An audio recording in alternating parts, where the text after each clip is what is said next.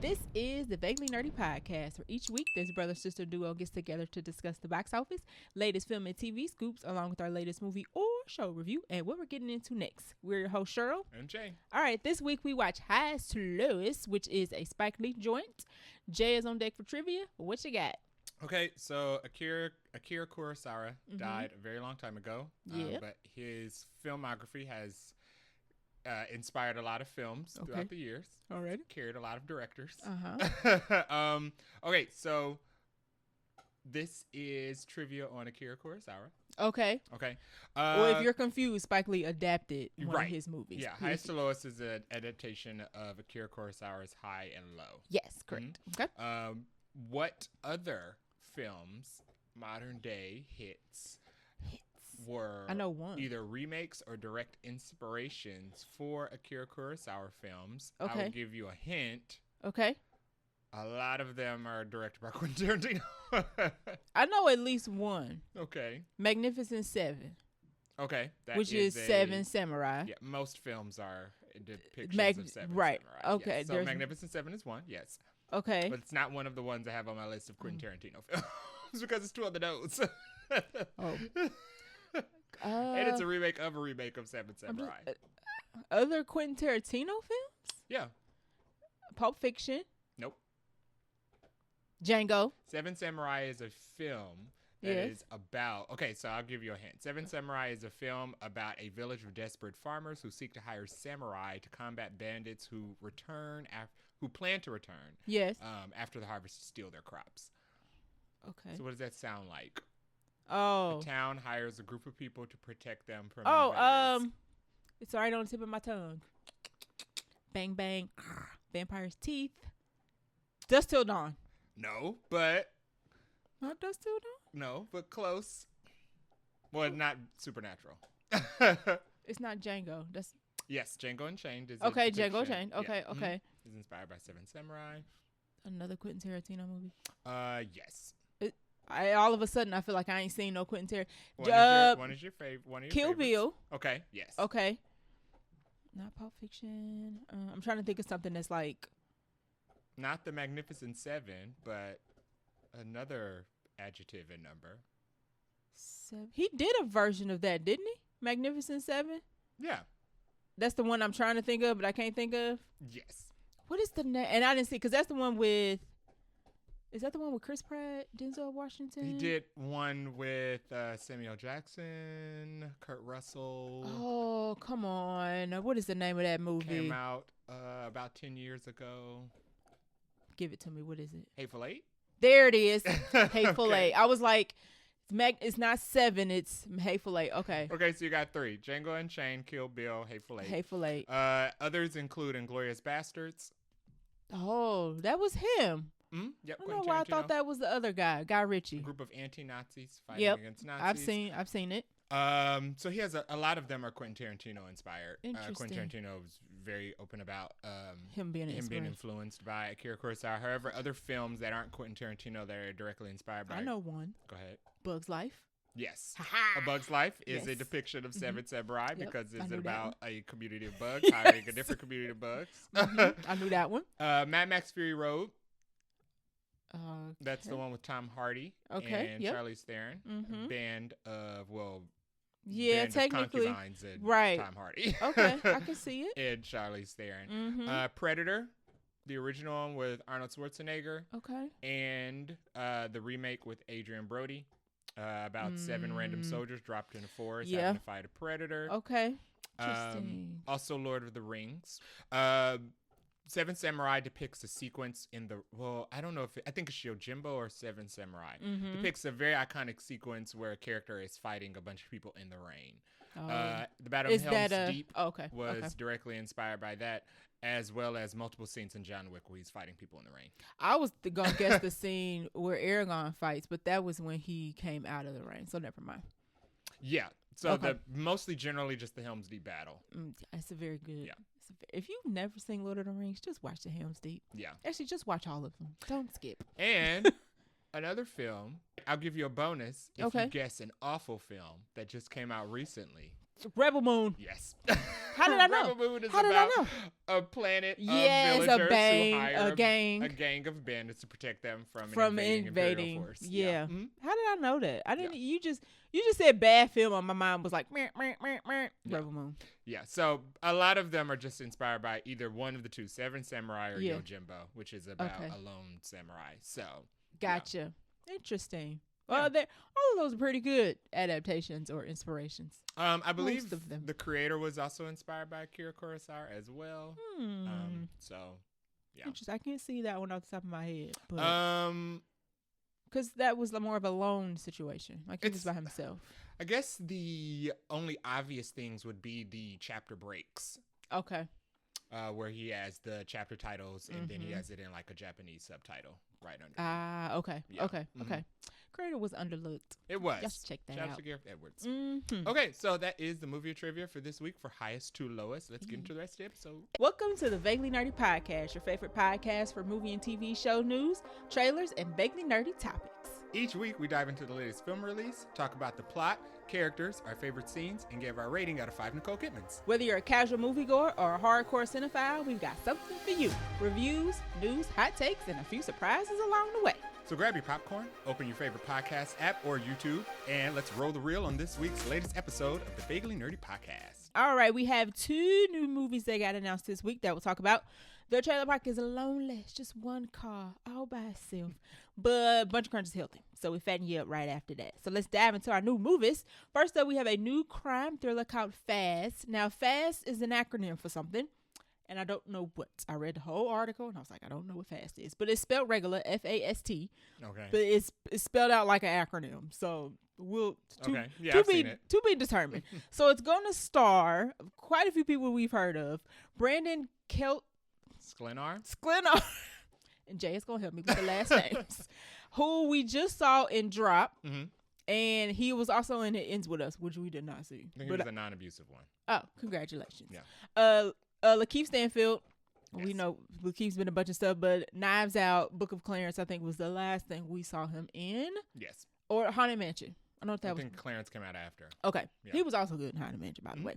Jason Clarke, who I am not familiar with. His face looks familiar, but I was like, I can't place it. But he was in Terminator Genesis and White House Down. Oh, he's it's funny because you know the guy that they call fake Tom Hardy? He's Yes. the fake Wyatt Russell.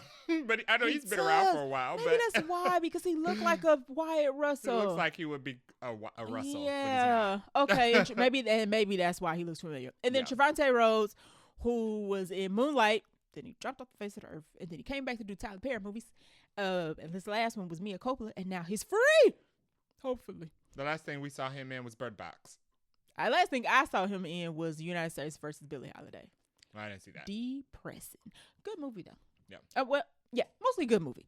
But he like had this thing where he was like, apparently he didn't have like an agent. Yeah. So he was like casting his own roles. He was also in Predator. He was in Predator. Was he? He was in one of the Predators. So hopefully he's a good actor. Yeah. So hopefully he's got an agent, and that's how he got this movie. Or maybe he worked it out himself. Who knows? Hey. Anyway, this film is, like I said, this is crime thriller. It follows a former commando who must lead a black ops strike team against CIA-protected drug dealers in his town. It's given a little bit of, what's that movie? Kurosawa. Okay. You're not wrong. Oh It's like 4 people instead of 7. In a So town versus the police. Versus an invading force. Okay, you're right. This is another Akira keep Kurosawa. Interesting. Interestingly timed movie. I was going to say, what was the Four Brothers? It gives a little bit of the Four Brothers, except these guys aren't related, I don't think. The Four Brothers, where all the brothers came back because mom passed away, but like somebody actually killed her, and then they had to go against like the mob guy who was So that was also Kurosawa. It was only 4 of them instead of 7, but you're not wrong. You're not wrong because they came from different places, and everybody was like, "How y'all brothers?" Because the one lady raised all 4 of them, protecting the town, and they were protecting the town from the drug dealer guy who was Mordor. Yes, who's been in a bunch of stuff, but also in Doctor Strange. Hilarious how that keeps happening. Now you won't be able to stop. No, seeing it. you'll be like, this is a Akira Kurosawa movie. Interesting. It's funny. Somebody's probably done a lot of research on this, and I'm going to look this up after we're done recording. We don't have a date for this movie. The script is going to be by the same guy who wrote Sicario. Okay. And Yellowstone. And the director is going to be Ben, his name is Taylor Sheridan. That's the writer. Yes. The director Ben Richardson, who directed the spinoff of Yellowstone, 1983, is the director. I haven't seen any Yellowstone, but I saw Sicario was good. It's supposed to be getting a third one. Okay, correct. So, and I think this is the director's debut in direct. Like, he's a cinematographer, so he didn't got a promotion, and now he's directing. So, okay, it sounds like it could be very good. I mean, Lakeith Trevante, pretty good. I like the guy from Drop. He wasn't too bad.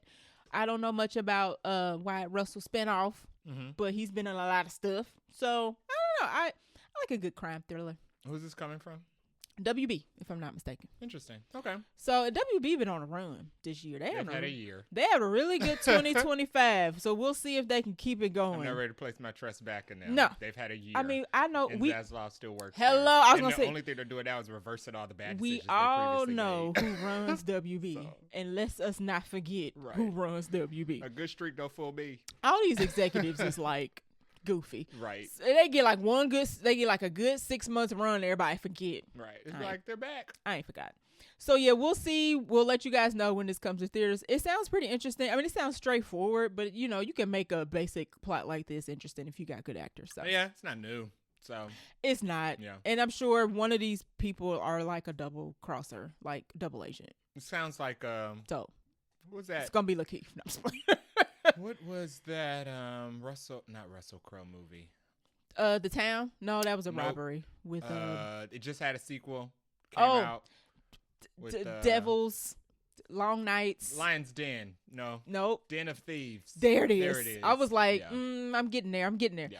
Which the second one didn't really hit like the first one. It don't seem like it kind of came and went. Yeah, they kind of just threw it out. Literally came and went. Yeah. So I don't think there's gonna be a third one. I don't think anybody liked the plot. What was? Oh yeah, like he turned bad into a criminal because the criminals won. I was so happy when the movie came out because I was tired of seeing the trailers. Right. I was like, "Woo, the police are corrupt enough." Thank God. Right, and this is more like CIA protected. Right, we're supposed to root for it. CIA protected drug dealers is taking it up a notch. So yeah, maybe some federal implications there. Let's give it reality. Too close. Too gosh darn close. Anywho, speaking of crime thrillers, we have a spy thriller from Angelina Jolie coming up called The Initiative. Now, this is not the movie that we talked about last time with Angelina Jolie, which was I tweeted about it, Mod versus Mod. Well, no developments, but once again, like Halle Berry, Angelina Jolie has another movie coming out. So this one is described as training day set in the world of spycraft, which I don't know how those are related. I don't know if that means like... Is Angelina Jolie going to be mean? That's what it's given. It says the story will see Jolie playing a rogue master spy, so she's the Denzel Washington, named Bright, who works outside the lines. No, Denzel Washington was just straight up evil. That wasn't no working outside the lines. He was corrupt. Yeah, he was just corrupt. Anywho. He was upfront about him being corrupt. Right. Yeah. They tried it. Yeah. When the new agent Charlie joins Bright's team, he soon finds out in situations where he isn't sure whether his new boss is trying to kill him or just doing whatever's necessary to protect the free world. Dun, dun, dun. Who's going to play Charlie? Charlie is not cast yet. The director, however, of this is Doug Liman, who did Edge of Tomorrow, which we really like. Okay. Born Identity, the OG Born Identity, which is good. Okay. And Mr. and Mrs. Smith. So he's already worked with Angelina Jolie. Okay. Before. Writer will be F. Scott Fraser, who I was not familiar with, so I had to look him up.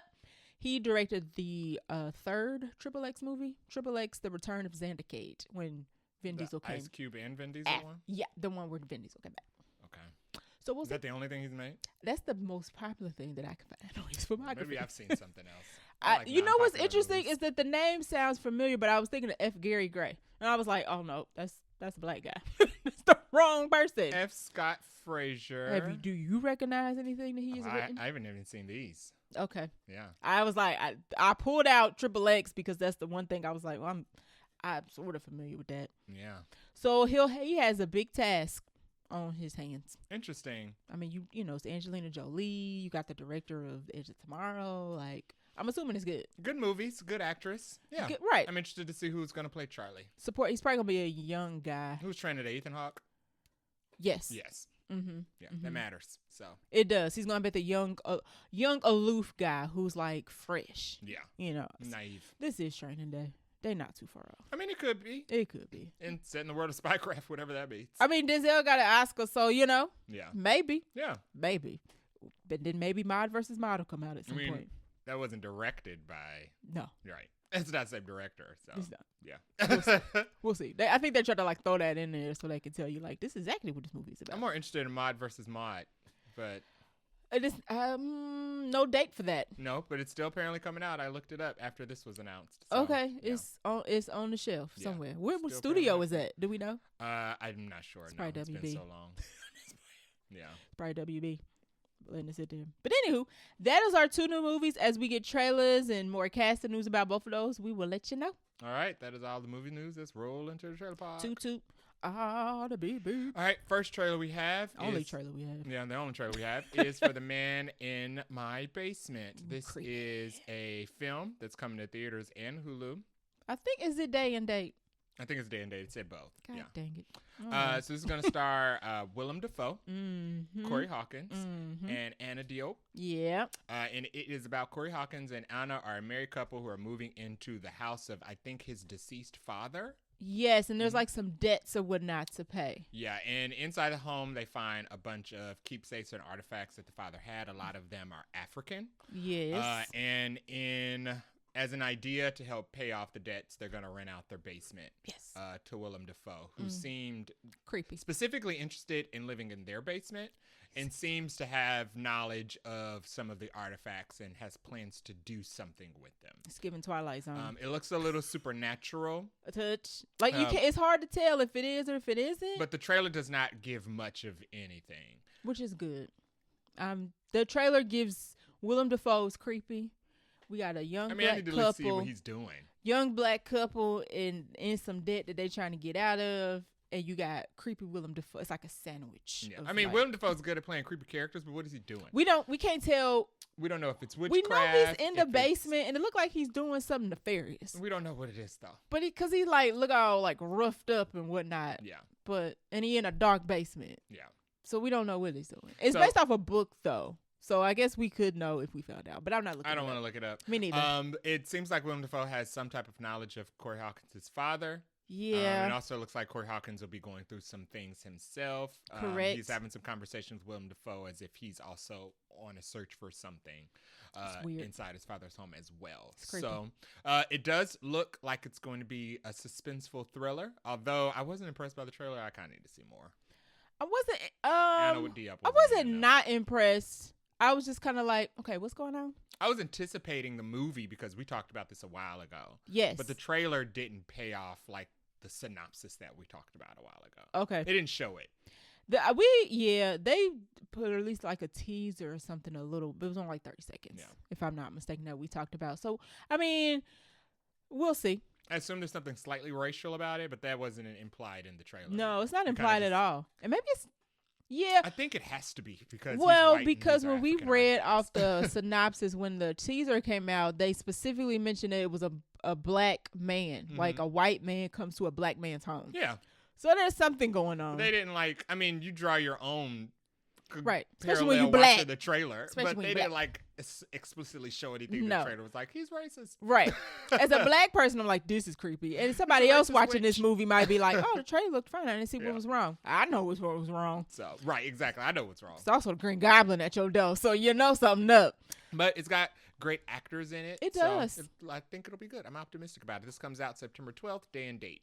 Which means it comes out on streaming and in theaters at the same time. Yeah, so theaters and Hulu Disney Plus. It'll probably have a limited release then. Disney on FX and they all the same thing now. Okay. I was like, soon they'll all be in one app.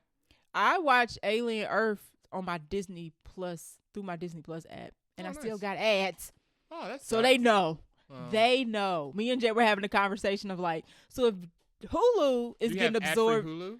I don't have ad free for Hulu. So, because I think it's an FX Hulu program. So it's I was hoping that when they finally merged that I'm gonna get rid of all the ads because I have Disney ad free for like $12. I think you're going to have to upgrade. I'm not. If they don't grandfather you, I think your tier will become the ad I will tier write across Bob the board. Iger myself. Like, sir, I pay $12 for Hulu with ads and Disney without ads. Don't mess up my good deal. Peacock just went up and Paramount's going up They too. all go up. Yeah. So. Disney Plus is the only one that has grandfathered me into having no ads with Hulu. If I touch my plan, I am done for. So they better leave me alone. For now.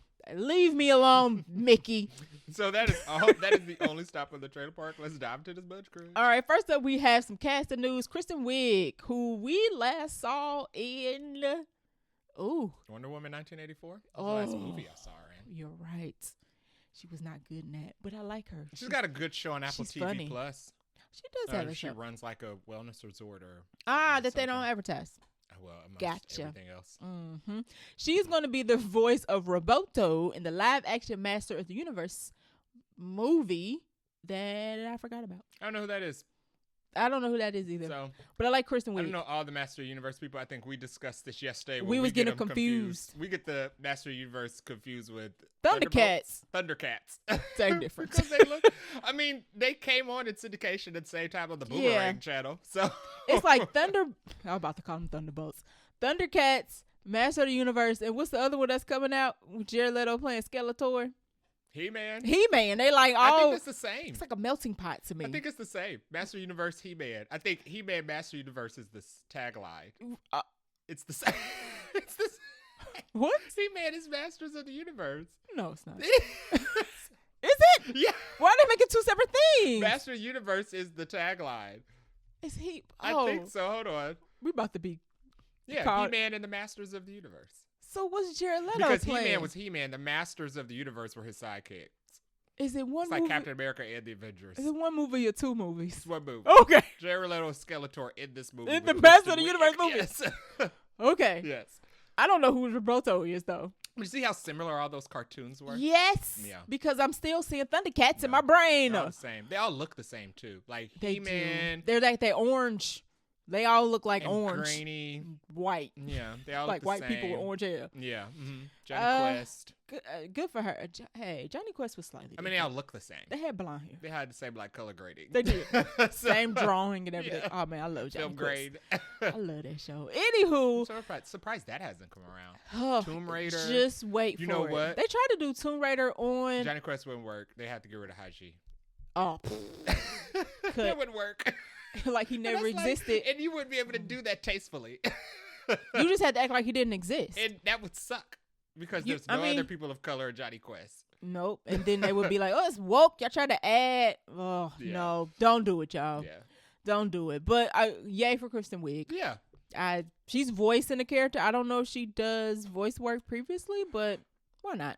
Probably.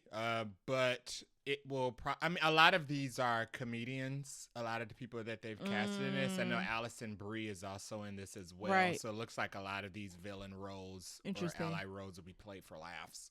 Huh. So I wonder if it's not supposed to be like a super serious movie. Yeah. Jared Leto's not like. Well, I mean, he's had serious roles, but Skeletor is not a very serious villain. Yeah, okay. He's not like Shao Kahn.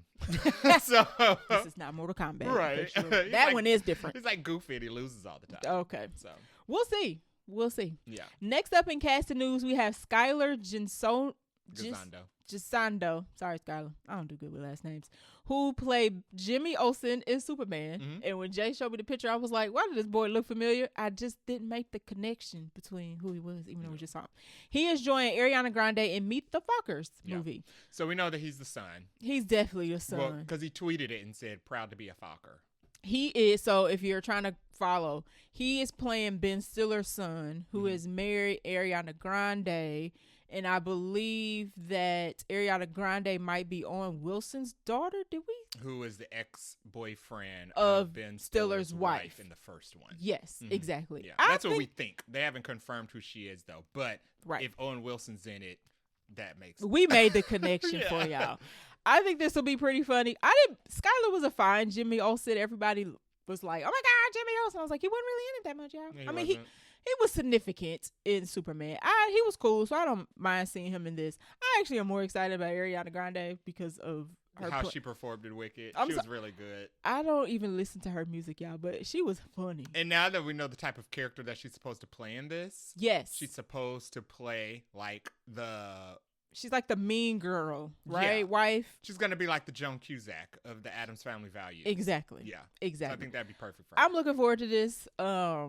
I think I didn't see the last couple Meet the Parents movies, but there's no reason to. Not gonna bother. Not gonna bother with that. Speaking of more casting news, Chase Sue Wonders, who we just saw in I Know What You Did Last Summer, the reboot, the requel. Not Final Destination. No, she was the main girl in I Know What You Did Last Summer. Sorry. We're starting to mix up. We watch a lot of movies. She's been cast in the Buffy the Vampire series reboot that's coming out. They've only greenlit, I think, like one episode so far. The pilot. Just the pilot. Of course, obviously, they wanted to continue, but they said that she might be playing a vampire. Yeah, they said she's only been cast in it for one episode. Okay. And that's probably the pilot. She'll probably just be a villain. Okay. Well, hopefully she make it. No, she won't. She's in the Buffy the Vampire Slayer. I'm saying, but why announce her? She's gonna be in one episode. I guess it's a job. I mean, yeah, it's a job. Okay.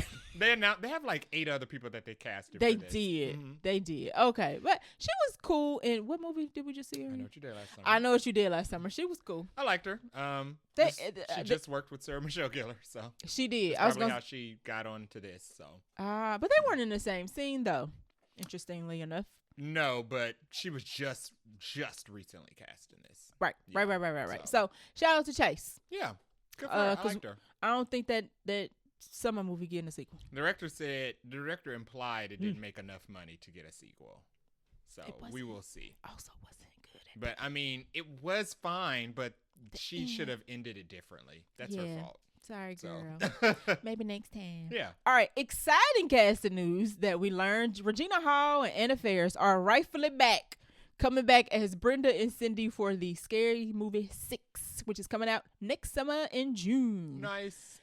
If they wasn't going to come back, then they shouldn't have even bothered with this movie. So it would have been scary trying to figure out who the new leads would have been, because it probably would have been some new, modern, unfunny social media and people comedians. we don't want. Mm-hmm. People we do not want. Yeah. So I'm glad they signed the paperwork and cut them ladies a check. Yeah. Or else I would have been like, I don't know about they built the franchise. So literally.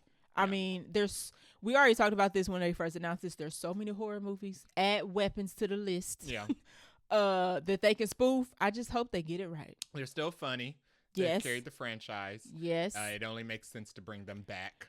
All the formula, all the just pieces wouldn't have been there. right. The Wayans brothers are there. Correct. Regina's there. Anna's there. It's perfect. I'm crossing my fingers and my toes that they gonna do this justice. It's not gonna be another I Know What You Did Last Summer. Yeah. So everybody else will probably just be cameos, because Scary Movie has a bunch of stunt casting. But now we know who the main cast is. Right. Mm-hmm. We care about the main cast. Supporting is come and go, and they probably gonna die or whatever. I wonder if the Wayans brothers will be in it. They should be. I mean, because they're not always in it. Right. So I wonder if they'll be directing it and in it.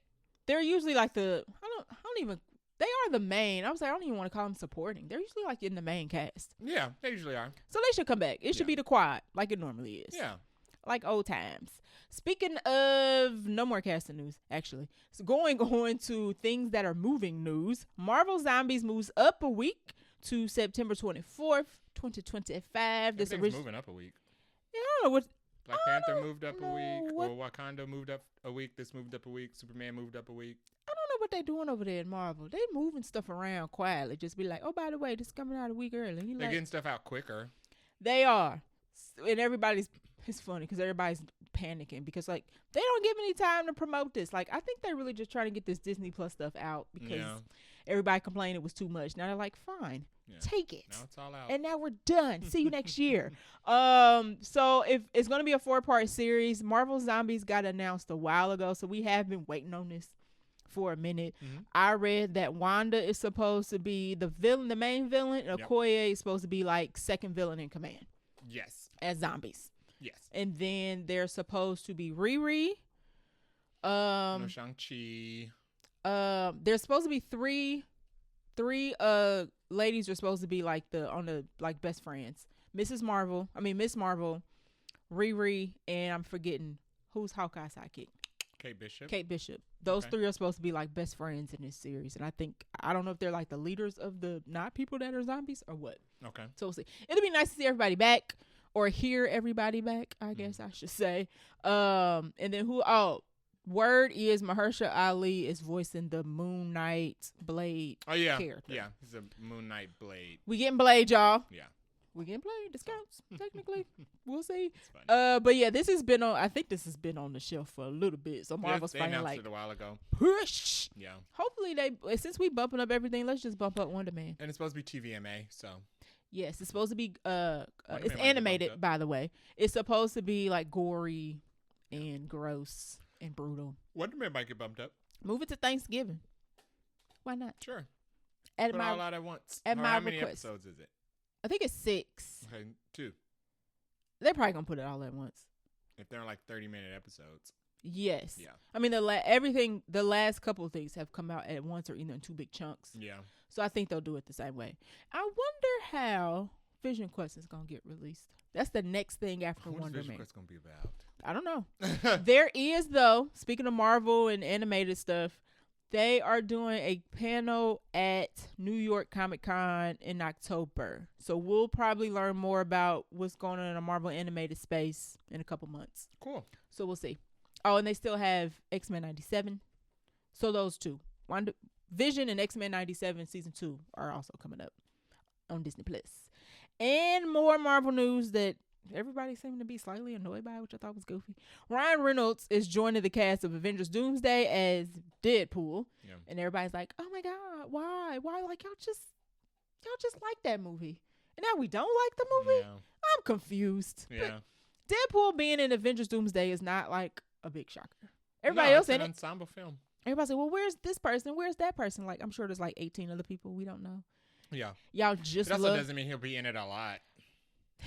Everybody's gonna be in this movie for 5 minutes with Doomsday. Yeah. Relax. Yeah. And y'all just love Deadpool and Wolverine. So I don't know what the uproar is.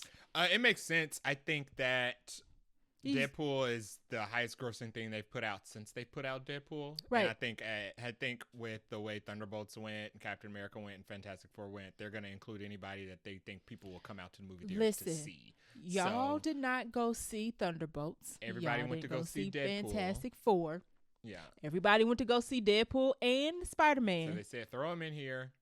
Yeah, I don't know why people acting confused. Like, Marvel's so desperate. Y'all only going to see... That's the last person y'all showed up for. So it doesn't make any sense that they wouldn't include him in this movie. I don't get why people are like, Marvel's desperate. No, Marvel is giving y'all what y'all wanted. I ain't been to the theater since. They talked about that movie like it was a coming of Jesus. And now y'all like, oh, why y'all putting Deadpool? Because he made $1 billion. That's why he's in this movie, y'all. This was the last time they saw y'all. Because he made $1 billion. That's why they brought him back. And that's why y'all came. Right. Yeah. Even though other movies might be more critically acclaimed, y'all showed up for Deadpool. Well, not as many people saw it. So. We never. Y'all don't know. Y'all don't know. So, yeah. A small, loud minority. The fandom is so funny when they question Marvel's decisions and then you look at the numbers and you be like, I saw the numbers. Did you see the numbers? It makes sense. Pretty sure the accounting team saw the numbers as well. Anywho, they might as well just go ahead and throw Hugh Jackman in here too. Everybody and their mama gonna be in this movie. Like, I don't understand. Only person who doesn't show up in 3 people don't show up in this movie I'm gonna be mad about is Storm, Halle Berry Storm. Yeah.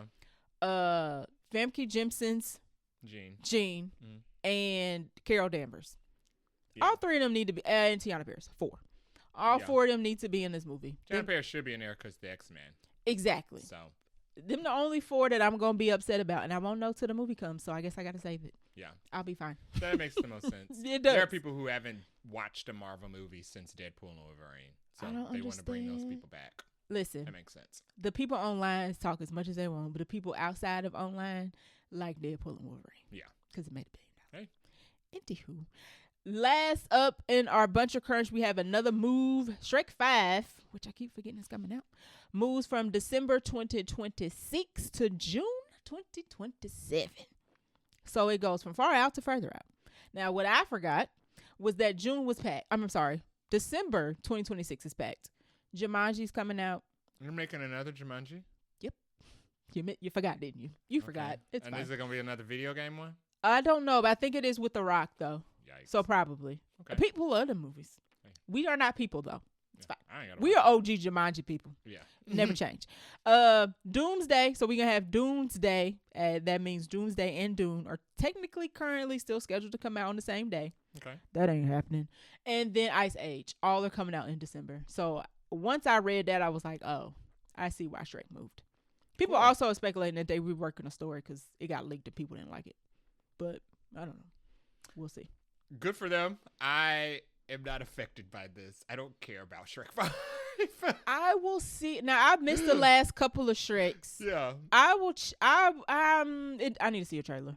Yeah, I mean, I need to see a trailer. I definitely am not watching Ice Age because I didn't see them. I like Shrek 1 and 2, and right. We fell off after that, right? After that because the other ones weren't. And the new animation style looks a little different. I don't know if I love it yet, but I think it was smart for them to move from all of these movies. I mean, yeah. I literally named 4 movies, and there's only 4 weeks in December. Like, somebody's gonna have to move out of the way. And these are all more popular movies that have made a lot more money since Shrek has existed. Yes. Made a couple billion. Right. Avengers, Dune. I don't know about Ice Age. I don't know about Ice Age either. It's like 17 of those movies. It is, and this is 16. So. Or 18 coming out. And I already don't think Dune and Doomsday are staying on the same day. They're also talking about doing a Donkey spinoff movie. Yes. Eddie Murphy said it's coming. Happy for them, but I feel like that ship sailed. It is a little late. It's been a very, very long time. I think they're trying to do the Puss in Boots thing, like, because everybody really liked that last one, and I think they're trying to do. Sure, that. An argument could be made for that. I still need to watch it. Okay, I'll get to it. So that might tell you how I feel about Shrek. So yeah, that's it. All right, so that is all the trailer park. We almost made it through the first half of the segment. Before my dog is like licking all of the place. So that is it for the movie news trailer park and Bunch Crunch this week. We're going to take a short break. Put my dog up. Tend to Lilu. Then we're going to come back for our movie review for highest to lowest. Hey. This week we watched Spike Lee's latest joint, Highest to Lowest. It came out limited in theaters September 15th 2025. It will be available on Apple TV to stream this Labor Day weekend, September 5th. So if you don't want to go to the theaters or you can't find it, it will be or streaming extremely soon. It's 2 weeks from the premiere of this episode, or now, depending on when you are listening to this. The director, like I already said, is Spike Lee. If you don't know who Spike Lee is, shame on you. I'm not going to read through his filmography because I ain't got to. He a legend. Cast and characters of Highest to Lowest include Denzel Washington plays David King. Jeffrey Wright plays Paul Christopher. I think it's Ilfinish. Yeah. Hedera. Yeah. Plays Pam King, who is David King's wife. Okay. We have A$AP Rocky, a.k.a. Rihanna's baby daddy, plays Young Felon. You can guess what kind of character he plays. We have Ice Spice is in this as Marisol. She in this for like 5 minutes. I don't know why she's so high on this cast list. So Wikipedia. Like 30 seconds. Literally 30 seconds. We also have some other actors, Dean Winters, John Douglas Thompson, who is Mr. Mayhem from the Allstate commercials. I think it's Allstate. Yeah. We're one of the insurance companies.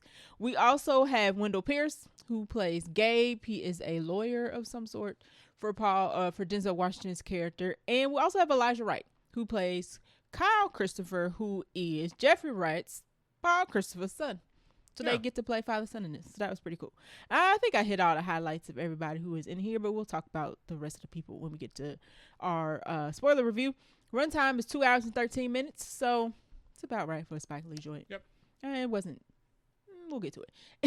It felt a little long in some parts, but I feel like 2 hours is justified. We don't have a budget. We also don't have box office. No. Nothing.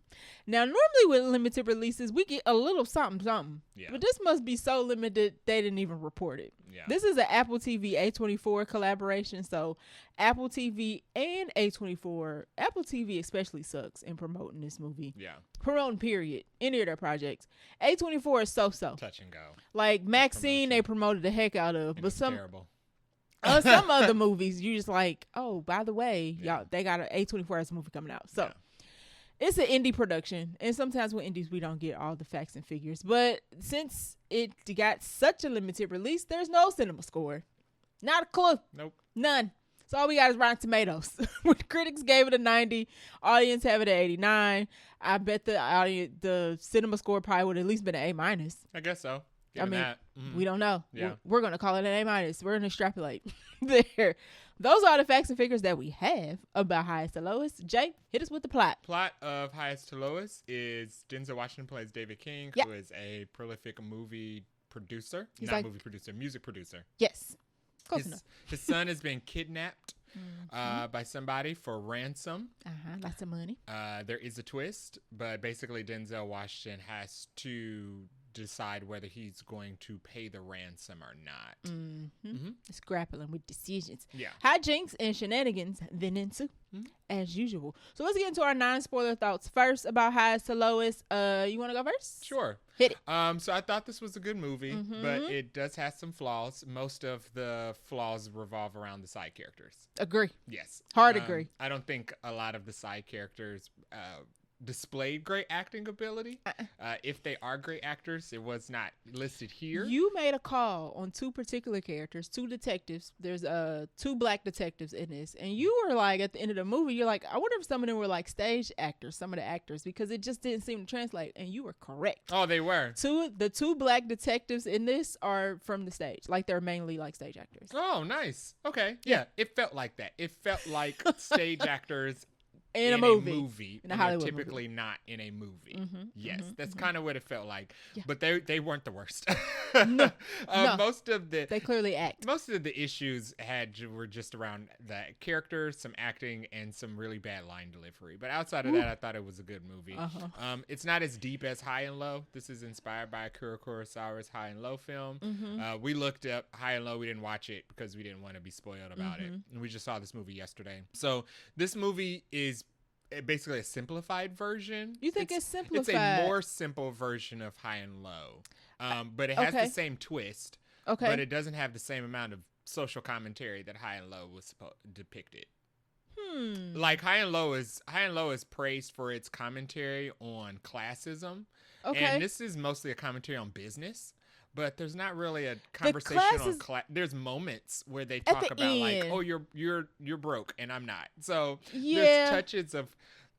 There's not really conversations on classism. Denzel Washington is rich. Everybody around him isn't. That's what the classism. It's not as explicit. Maybe. Yeah, it's not like it's not talked about. The classism is just inherent in the fact that Denzel Washington is rich and he's surrounded by people who are not. Yeah. Okay. So fair enough. The inherent classism isn't inherent, but there's like no discussion. No, there's no discussion. There's no discussion on classism. You can feel it, but they don't talk about it. Yeah. No character reflects on their status versus the status of everybody else. He complains. Yeah, I don't think he reflects. No, not really reflects. Acknowledges. Yeah. But it's not really like a reflection. Nobody confronts him about that part. And high and Low ends differently. It does. It ends differently. It's closer to like the Phoenician scheme. Yeah. And I feel like if the movie had went in that direction, it would have made a little bit more sense. Okay. With, I guess, the it would have hit a little harder. The message of classism would have hit. Okay. A little harder. That's fair. But yeah, so it doesn't have a lot of social commentary as much as it has like business commentary. It's a lot about the music business and people trying to get into the music business and how much you're willing to sacrifice or how much you're willing to give of yourself to be in the business. Okay. It's mostly focused on the music business, not societal issues. Not really. Okay. I mean, it's in a society with issues. Yeah. Well, yeah. In the classism moments, I think, are usually brief and just revolve around Jeffrey Wright's character. Jeffrey Wright's character is the only. The cops don't count. I was gonna say ASAP Ferg. Wrong ASAP. ASAP Rocky's character at the very end. And that's because he's barely in it. Yeah. But right. Jeffrey Wright, I guess, is the depiction of the classism. Yes. Because he is in close proximity to somebody who's very rich, who he has to twist his arm to do something. Right. I think Denzel and Jeffrey's performances carried what was mildly decent writing. That's crazy because I have the same exact. No, you should look at my notes. I think Denzel and Jeffrey Wright's performances did a lot for this movie. Yeah, it's funny because people said the same thing about Jurassic World Rebirth. They said that the actors that they casted did a lot for like the writing of the movie. Like, super like heavy. It's Jurassic Park. I don't care about that. Jurassic Park is not thick. I mean, I don't care about that. Right. But yeah, I do think casting obvious Denzel in this, and Jeffrey though. Wright helped a lot with this movie. Yes. Had anybody else been in those? Other people could have been in those roles, but I think they were like the best people that they could have actually hired to depict these two roles. Agree. Absolutely. Agree. But the thing about this, I will say, is a lot of this performance from Denzel you've already seen. Yeah, but it's Denzel, so it's not bad. It's just that's not what I'm saying. It's not bad. It's just it's not his peak performance. It's not bad, but it's not like, ooh, this is like the Denzel of Denzelin'. Well, I just mean more so of this isn't the first time you've seen Denzel do this already, as far as depict a character who's pressured in a hostage situation. Oh, that's what you mean. Okay. Man on Fire. Yeah, but I feel like it was reversed in Man on Fire. How? Because he was the one that was causing the hijinks and shenanigans. But a child who wasn't his was kidnapped, and he was pressured to get her back. And a little different, though. What? Because in that one, he was really trying to get that girl back. Yeah, in but I this feel one, like it was more like a lot of parallels parallels in his performance. There's a lot of parallels in his performance in this and Man on Fire, especially in conversations with the kidnappers. I don't know if I agree with that one. I do. Okay. For me. Right. And Okay, also, fair enough. I feel like a lot of this was also an Inside Man, too, which is funny. That I'm not because mad about. That's a Spike Lee joint, but I feel like Inside Man was a lot more thrilling than this. It's got more moving pieces. It's more of a mystery, for sure. Better actors, too. Yes. Yeah. Better And I think supporting that helped cast. Yeah. they helped a lot. Yeah. The Inside Man had definitely a better supporting cast. Which is weird because Spike Lee did that. Yeah. He also I just did don't. The casting of this is real the interesting. casting of this is weird. It's real interesting. That was a Spike Lee joint. I know. It's one of my favorite Spike Lee movies, to be honest. I And like it's Inside not Man. that far away from the plot of this movie, other than the fact that he's a detective and he's not like a rich mogul. That they put him in the shoes of the detectives in this movie. Okay. In Inside Man. Yeah, a little bit. Clive Owen was a much more thrilling villain over the phone than A$AP Rocky was. Now you that ain't fair. You gonna But compare it is Clive fair Owen to A$AP Rocky? Spike Lee joint. Okay. He made it. He made the call. Fine. So, I don't disagree with you on that part. I just think because those movies were so acted, it had so many good actors, it kind of does this one a disservice, especially since they came out before this one. Yeah. And one is a Spike Lee joint. You're right. So that's they both Spike Lee joints. Man on Fire is a Spike Lee joint? Oh, no, man. Okay, I thought you were talking about Inside I meant Man. those two. Yeah. Okay. Well, those two are Denzel Washington movies. Gotcha. Yeah. You're right. But in the last note, that's all I'll put for non-spoilers. My last note is shame on the limited release of this. I hate that. Shout out to local theaters, because without local theaters, we wouldn't have been able to see this. So. Right. Would have had to wait 2 more weeks. So, yeah. So I will also say shout out to local theaters. We went to Studio 35 on Indianola in Columbus, Ohio. Let me say something. Now, the theater was small. It was packed out because it was like 35 of us. Yeah. The popcorn, very good. That's good. I don't know what kind of butter they put on that, but I was like, this butter. I felt like it was like unclarified butter or something. It was very, it was very good. G? Some G. I was like, it didn't taste like, I don't know. When we go back to Cinemark, I'm going to be like, can I get some of the, bring my own butter, something. Anywho, but shout out to local theaters, because that's how we were able to see this movie. So glad to support that. I echo some similar thoughts. I would say that I want more Spike Lee movies, because Spike, like Christopher Nolan, or who else has Quentin Tarantino, all those directors have a style. Now, Spike Lee has his own style, but his style is also black. And we don't get a lot of movies that are just like black. So I like when we are like a Sinners, or like Ryan Coogler in Sinners. I like when we get full-fledged, full-length movies in the theater that are just like black. So shout out to the black movie. It is an adaptation, but it does feel like it's its own movie. So if you would not have told me that this was an adaptation of a Japanese movie, I would have never known. That's how it mostly goes. Right. And it's like it is a black movie, and I want to say it's like a black adaptation of that, because instead of in high and low, he's a shoe mongol. So he's like Nike or whatever. Okay. And this one, he's like, a Dre, Jimmy Iovine or whatnot. But it's a black label. Shoes could have worked too. Shoes could have worked, but I think I like the music angle, I guess, because they added in the social media part of it. Mm-hmm. So that kind of made it more related to music than like shoes. Yeah. So, and it made it maybe more modern. to have it like be in the music instead of shoes, I guess. Yeah.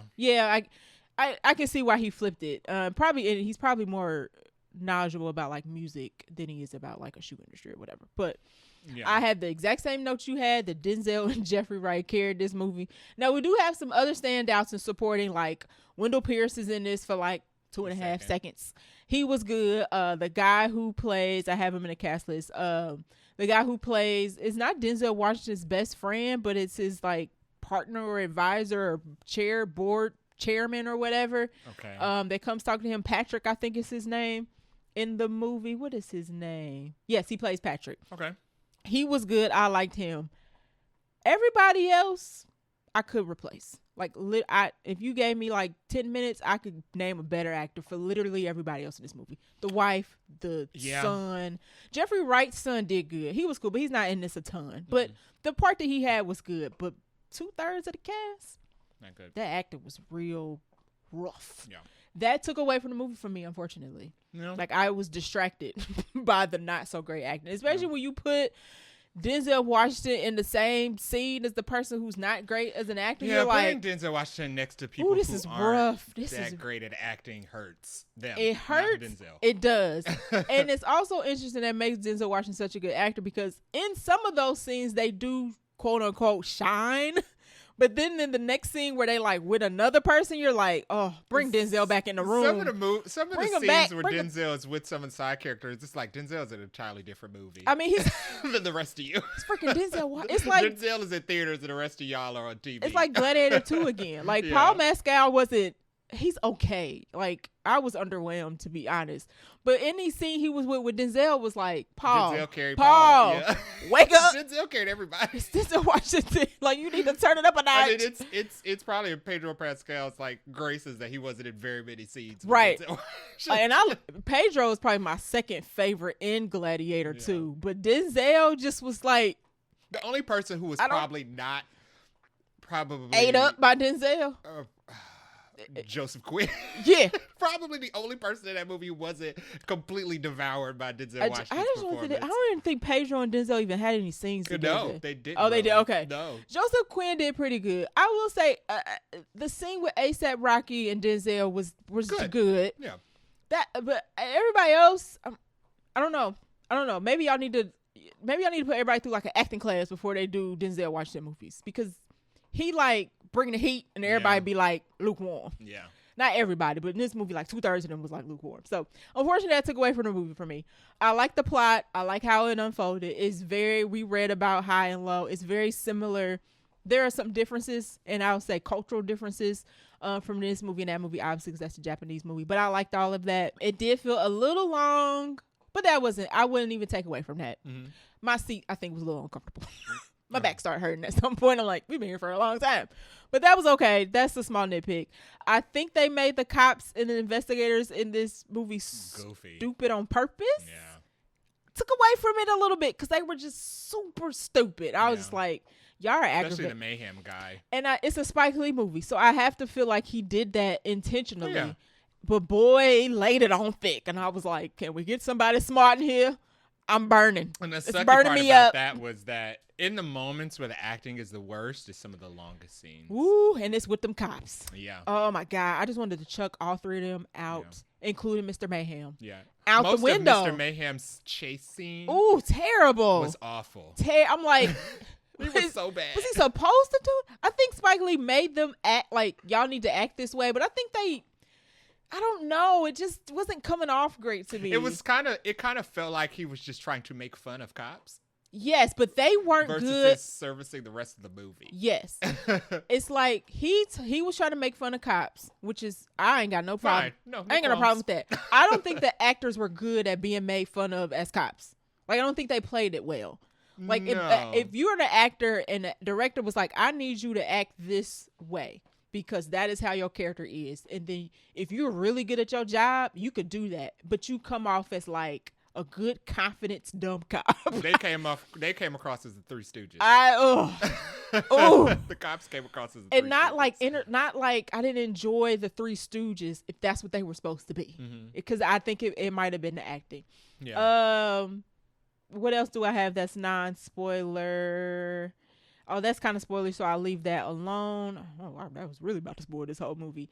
Nope, that's another one. Oh, I like that the modern themes are added to this. So it's a music business. There's a good amount of this talking about how certain actions that you take might show up on social media. Yeah. And how you can be portrayed on social media and being canceled and all that. I did like that because it made it more like a 2025 movie. Is that the social commentary? Social media commentary? I don't think it didn't come across as that. I think the fact that, not for me. No, I mean it came across as something else. Yeah. Yes. Yeah. Yeah. I like that, but yeah, I don't think that was supposed to be like the heavy thing, but I like that they added it because it was real. Like, it mattered. It did matter because there was no way you could make this movie in a bubble and not recognize that if you do this, like, social media gonna be on you. I will say this. Yeah. The subject of the social media and how much of a factor it played in the story mattered and important. Every scene where they discussed it was bad. Well, that's because of the actors. Yeah. So every scene where they're discussing, like, look, this is what's happening on social media. I was like, why does this feel like an ad? It felt a little forced yeah. because of the actors. Yeah. But it logically made sense to add this in the movie because it's like, I mean, that's the best scene of that was with Denzel and a guy who played his friend when they were like talking and he brings it up, maybe because he's just a better actor. Yeah. Like their back and forth of that made sense and that was that's probably maybe one of my favorite scenes. The white scenes. guy that worked at the recording label? That one, but the one at the very, we'll get to it, but there's one at the very beginning. Patrick? Yes. Oh, okay. Where they were sitting down in the lobby or whatever. And Patrick's like, what? Yeah, that made sense. That made sense. But I think that scene worked because that actor was just a good actor versus like the son. But anytime when they were like TikTok, social media, they were like TikTok, Instagram, Facebook. Even at the end where they were like scrolling through the phone, I was like, they were like scrolling through Tidal or Spotify or whatever. And I was like, they were like name dropping every platform. Like, we know social media. You can name one and we know all of them. Like online. They didn't even mention Blue Sky and get no mention, by the way. We know that exists too. Yeah. And then I think I'll leave it there. And then I think I already said this, but even though it's a Japanese adaptation, I still like that Spike Lee made it his own. You can feel that it's like a Spike Lee joint. And you go to Spike Lee movie for it to feel like a Spike Lee movie. Yeah. So, that's all I'll say for non-spoilers. We liked the movie. Yeah. Overall, it was good. Yeah, I liked the movie. I had a good time. I recommend watching it. I liked the story. It was different. Yeah. The story, yes, I know it's an adaptation, but it was different, and Spike Lee put his own feel on it, which made it feel unique. Yeah. So I like that. Anything negative I have to say would just be about... Ain't got nothing to do with Spike. Nothing to do with Denzel. Certain depictions Jeffrey of Wright. 1/3 of the cast was fine, y'all. Yeah. 1/3 of the cast was fine. But yeah, so that is it. You got anything else for non-spoilers? So that is it for our non-spoilers. We will go into the spoiler section for this in 3, and 2, and 1. So I tried to group some of these people together in the cast because there's a lot of people, and some of these people don't. We can group them together. Okay.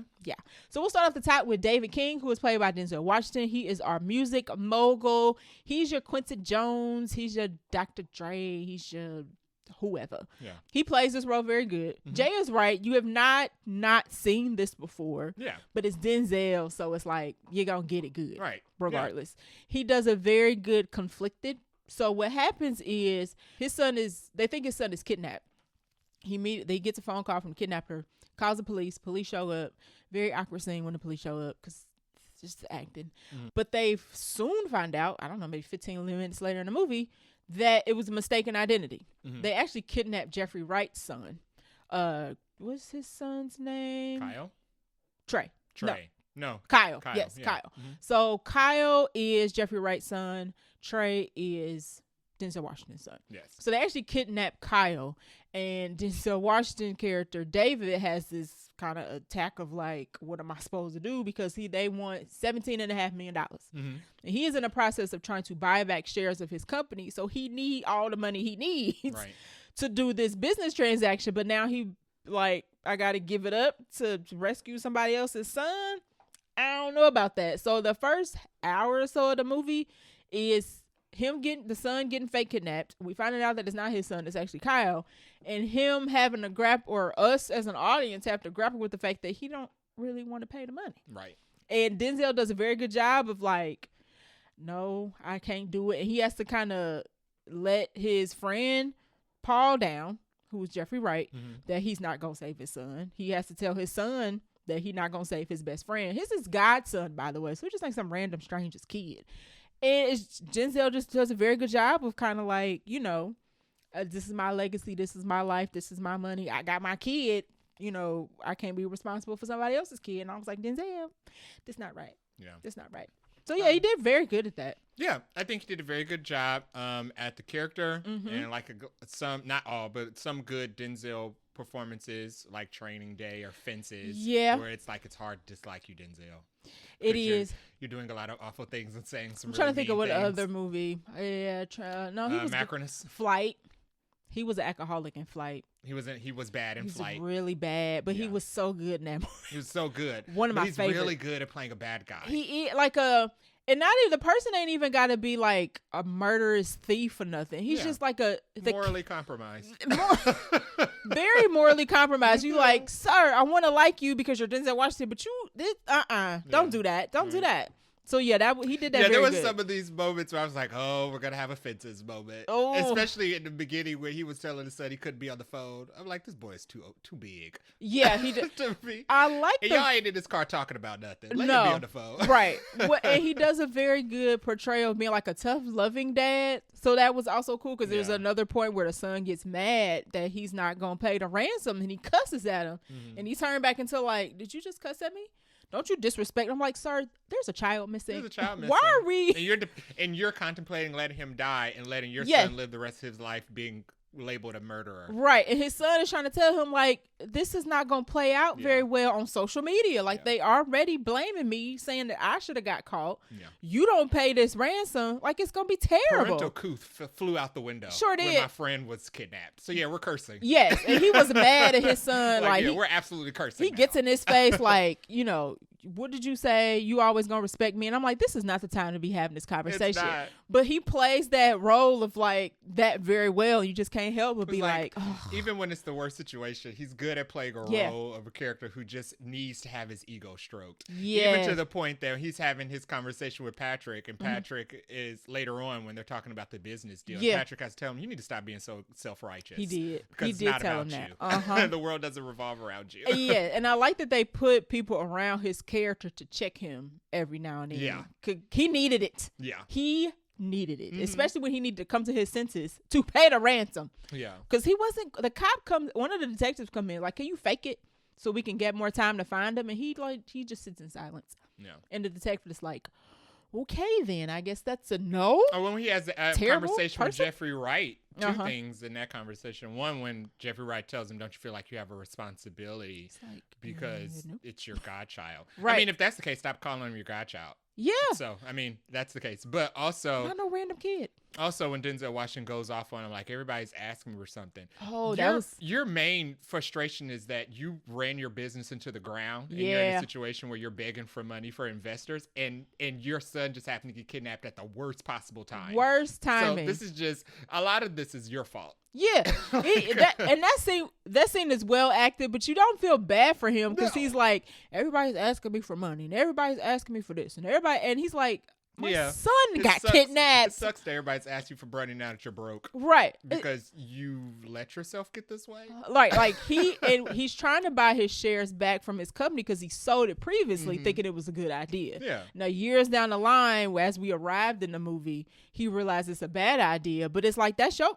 They got to do with my son being kidnapped. Right. Like, what are you talking about? And the fact that maybe, Jeffrey Wright knows everything about all his financials. Yeah, right. But it's just kind of like, I know you got the money. It is your fault that you kind of let the business get this way. You don't have all of the money. This is your godchild. This is a kid. These kids are in high school, mind you. Like, what do you mean you're not going to pay? Even when the detective was like, do you mind just saying it to buy us time? He was like, no. I don't even think he said anything. I don't even want to fake it. No, he said just keep negotiating. Oh, he did. Yeah. Yeah, keep at it. And they were he was just like, this is a shame. This is shaking my head. Like he wasn't even down to hypothetically offer the money. Like fake it. Go with Monopoly money. Right. He didn't even want to do that. And it was just like, okay. Yeah. He's great. He did a good job at the role. Absolutely. Like there's a good person there, but underneath there's a little rotten going on, just a little bit. Jeffrey Wright plays Paul Christopher, who is a chauffeur. I don't really have no notes. His son is the one who's actually kidnapped. Yes. So the chauffeur, and I think what's different about this one and in High and Low is that in the original they weren't as close. In this one, David and Paul are super close. Like we don't know Paul's all of his past. We know he's on parole. So Paul has been through some things. And that's also another thing what I said about I think this was a simplified version. Okay. Because in High and Low, it would make more sense in the classism discussion where it's like you're doing this morally good thing for somebody who's not necessarily close to you. Oh, okay. But because you know that you have the money and power to do so, and if nobody else could, his child would die. That would make more. It was stronger in the High and Low. Okay. Than it is in this. But I do like the fact that they changed it and made them friends. Yeah. Because it adds. It had more pressure. Like in the emotional scenes element. between them and their like brotherhood and friendship based on the fact that they didn't know which one of their kids was missing, kind of. Yeah, those scenes was crazy because Paul is like, well, they were together. Paul and Trey were together, but only Trey got kidnapped. I'm sorry. Nobody's heard from Kyle. Yeah, Kyle like not answer his phone, and Paul is like, I'm trying to call my son, and then even the detectives are like, don't you think it's pretty odd you haven't heard from Kyle? And he's like, yeah, I do think it's pretty odd. But also like, what are you talking about? And it was weird with the Goof Troop cops because also the cop curses out Jeffrey Wright and tells him let him do his job. Yeah. Right after Jeffrey Wright is like, I haven't heard from my son. My son's missing. The cop's like, shut up and let me do my job. And then the cop goes, isn't it weird that you haven't heard from your son? Did you read the script? Right. Yeah. Because we just talked about this. You just told me to shut up and let you do your effing job. Maybe that was like an editing error. Yeah. I was just like, you just did that. The cops are extremely rude to Paul, and Paul at the beginning of the movie, Paul is just, we don't know where Kyle is. Kyle didn't disappear. Well, it turns out that's because Kyle was the one that was kidnapped when it was supposed to be Trey, and you would think the situation would get better. Not really, because now we have David who ain't trying to pay up. Now you had the cops who are now like, well, it ain't the rich kid's son. So, it ain't the rich guy's son. It's the poor guy's son. So we don't need to work as hard. Yeah. It's just like, what the heck? Yeah. Kyle's innocent. So that was like, those were the two classist moments I could pick out. With one, everybody flipped when they found out it was Jeffrey Wright's son. Yeah. And towards the part where they're in the hospital and Jeffrey Wright's like, everybody was treating Trey nice. Y'all right. But I like that. I like I liked the scene when they show up with Trey. The police show up with Trey. Oh yeah, that was a good scene too. And Denzel Washington completely abandons him. Walks off with his son. And Paul is just sitting there like, he's mad because when they tell him like, oh, well, and Paul is calling after him. He's like, Dave, they got my son. And he turns around and walks right into the door and leaves. And the goofy cops get mad at Paul for being upset. And it's like, even the way they told him was just like, oh, well, accidentally your son was taken in. They're just like, he was upset because the cops were prepared to tell him that we're about to scale back our search efforts because you're not rich. That's literally what that was happening. Yeah.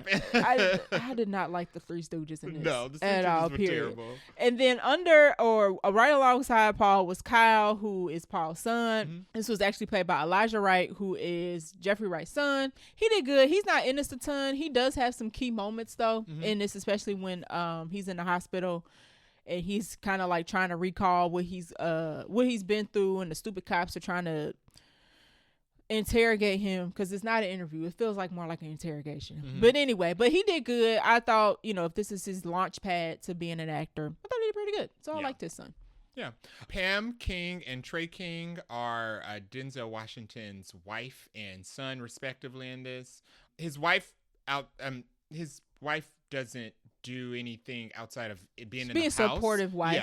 Yeah. I mean, all of her scenes take place in the house with the police as they're trying to get on the phone and investigate where her son is and then where Kyle is. So this is where my complaints enter. I didn't think that her performance in this was great. If she is a great actress or if she is a good actress, it wasn't depicted just in this movie. So I looked up her filmography. She's been in a couple other Spike Lee movies. Okay.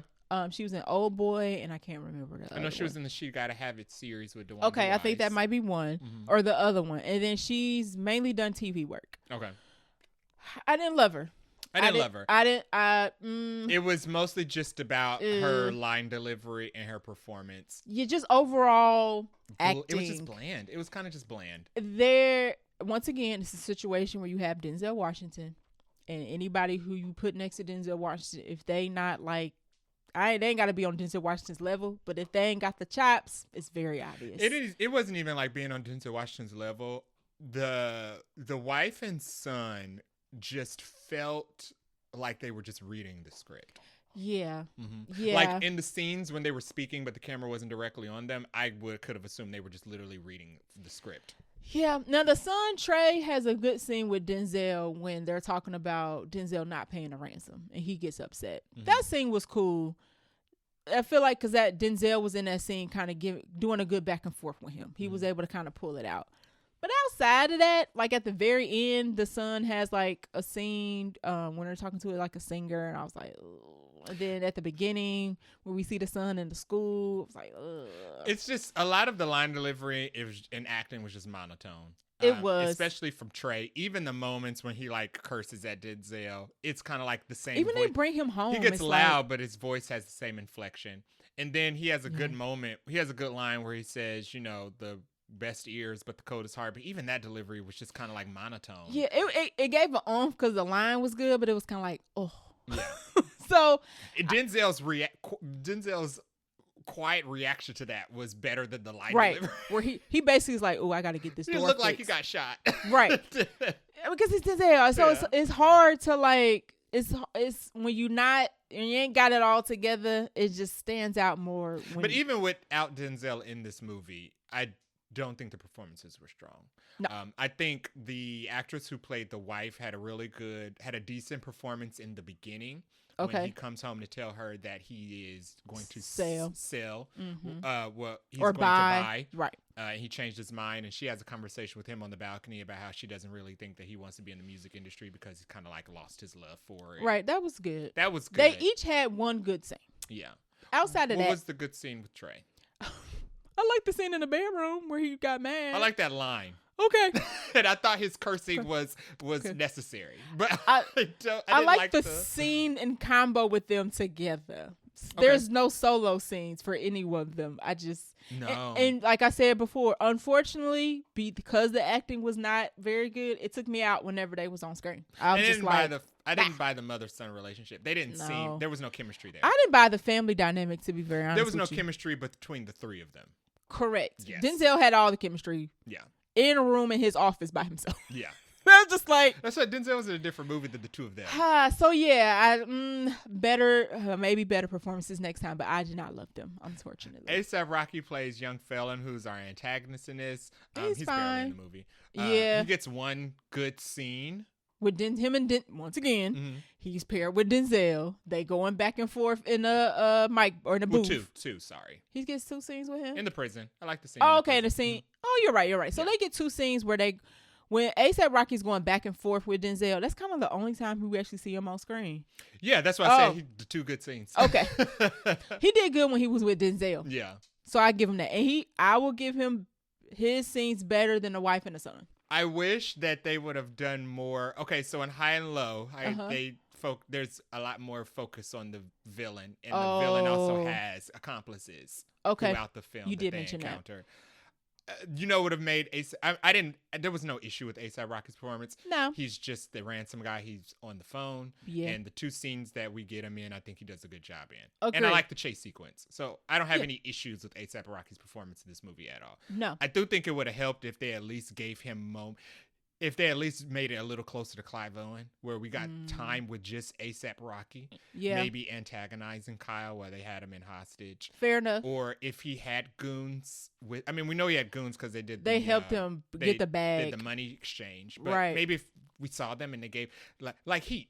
Heat was good because it wasn't just the main villain. It was also everybody else that was around him. We got to see the other crew. Right. Yeah. We got to see the crew. Fair enough. They could have done that, and it would have made his performance better. We would have got to see more of what he could do. Yeah, and I think just because we didn't get enough time with the villain.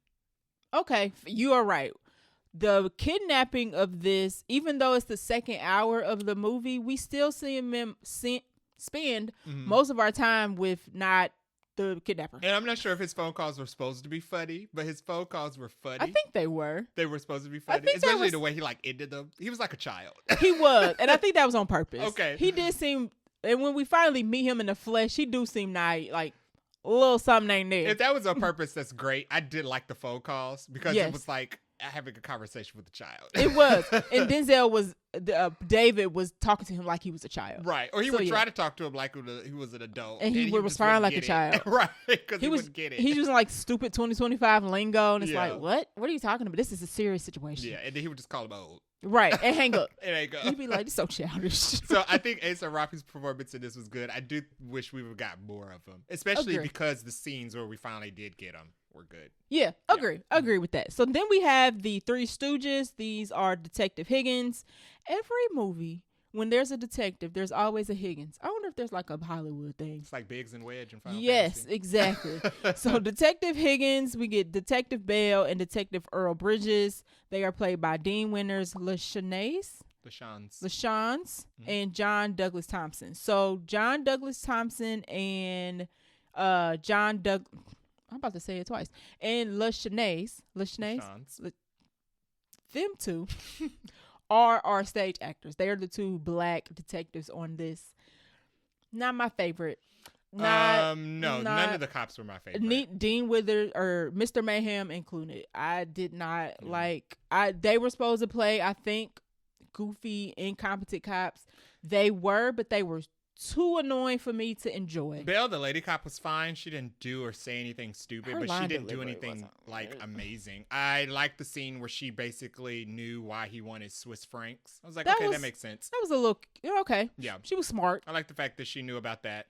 But Dean Winters and John Douglas Thompson, the characters that they portrayed in this movie were insufferable. And sometimes Detective Bell, who was played by Thompson, he seemed like he was like when he came in and asked. Bell is LaShans.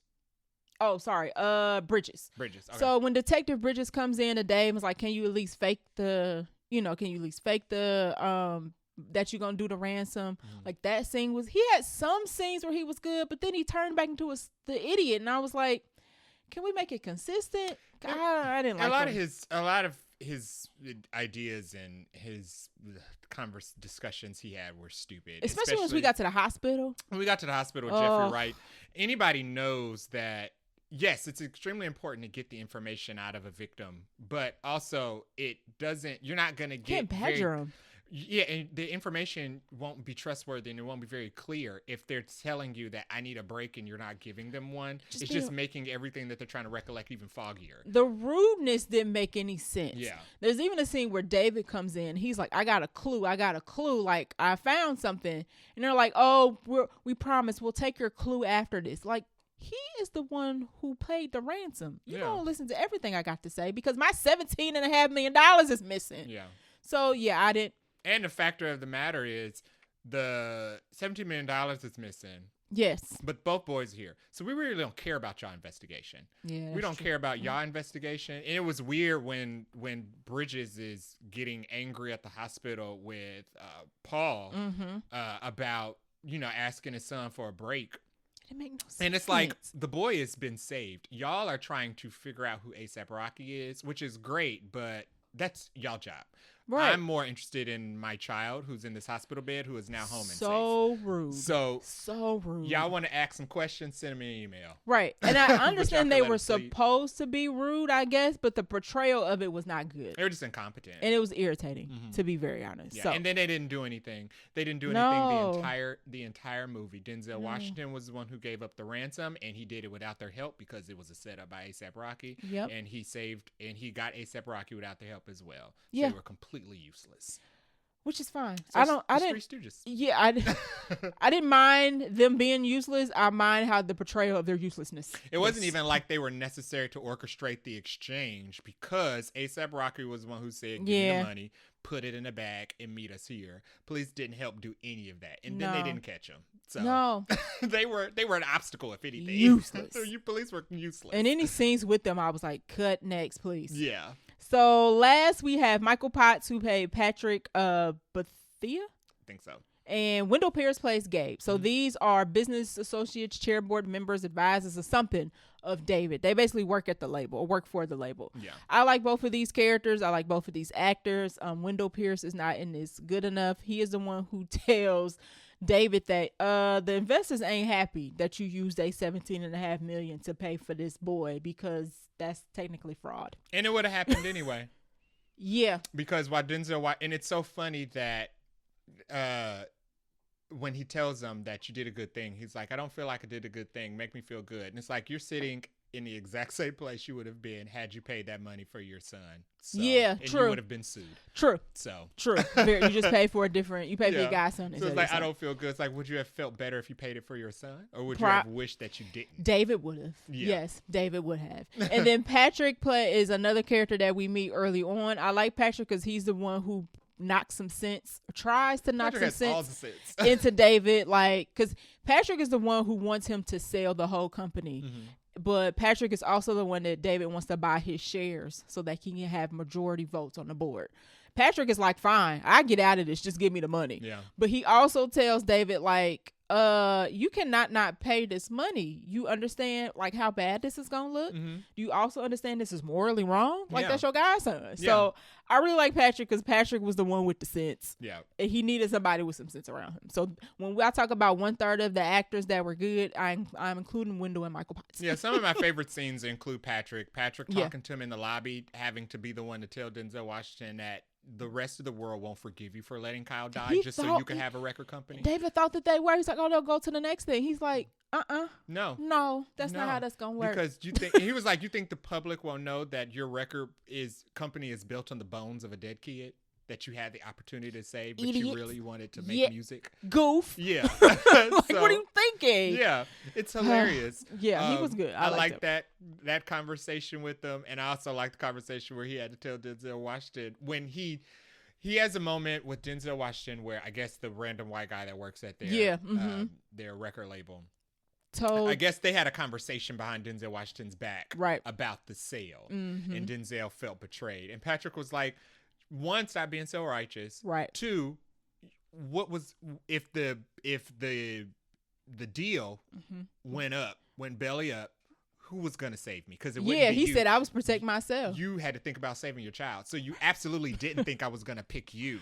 You weren't saving your own godson for a second. You think you was thinking about me? They had to twist your wrist to save you for your son. Right. Twist your arm to save your chauffeur's son. Child, yeah. So those two actors and those two characters we actually did like really good in this movie. All right, let's get into our likes and dislikes. I don't have too many that I haven't already seen for likes. I like the relationship between Paul and David. Jeffrey Wright and Denzel, that was really good. And then I like the relationship that David had with his other advisors that we just talked about. So all that was cool. He was a good father and husband that we saw. He just wasn't a great godfather. Right. Yes. There was some moral compromising going there when it came to people outside of his circle. He was good to his people.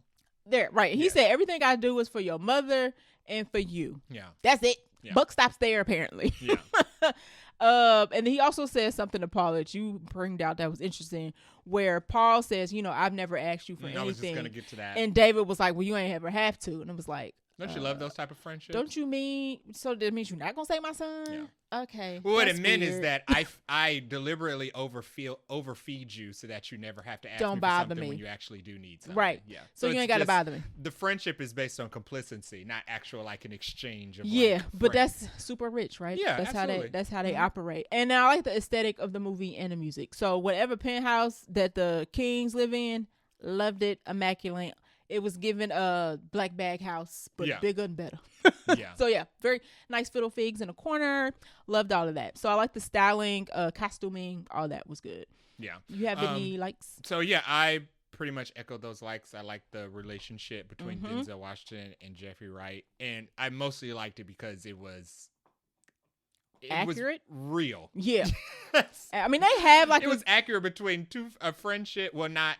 It's how it should be, but it's accurate between many friendships between people who have money and people who don't. Right. And one's an employee and one's a boss, right? So there's always like a line eventually that line gets a little shaky when something big happens. And it made a lot more sense the way the movie ended. I was like, yeah, that makes yeah, sense. Right. The right decisions. You had to say it. You said it, and I was like, oh, yeah, you right. Yeah, you right. The right decisions were made. Right. And then one dislike that I did not mention, there wasn't very many dark-skinned women in this movie. Like prominent roles? No, just the detective. Goof Troop detective. Yeah. I don't know how I feel about that. I'm still processing it. Yeah. Ice Spice, Princess Nokia, his assistant. His wife. But, I mean, that's accurate. Well, you know what? I think his... the wife is historically accurate. Okay. It was just noticeable for me that most of the women in this movie, like, were not dark skinned. Yeah, I think that was deliberate. Also because Trey makes a comment about when he talks about the girl that he wants Denzel Washington to listen to, the first thing he says about her is that she's light skinned. She's like a lighter skinned Zendaya. Which was so awkward. I was like, so I think they deliberately, I think Spike Lee deliberately pointed out that there's like a high desirability amongst black men who have money and light skinned black women. Fine. Especially with A$AP Rocky's baby mama also being light skinned. Yeah. Mm-hmm. Okay, fine. And him surrounding himself by light skinned women employees.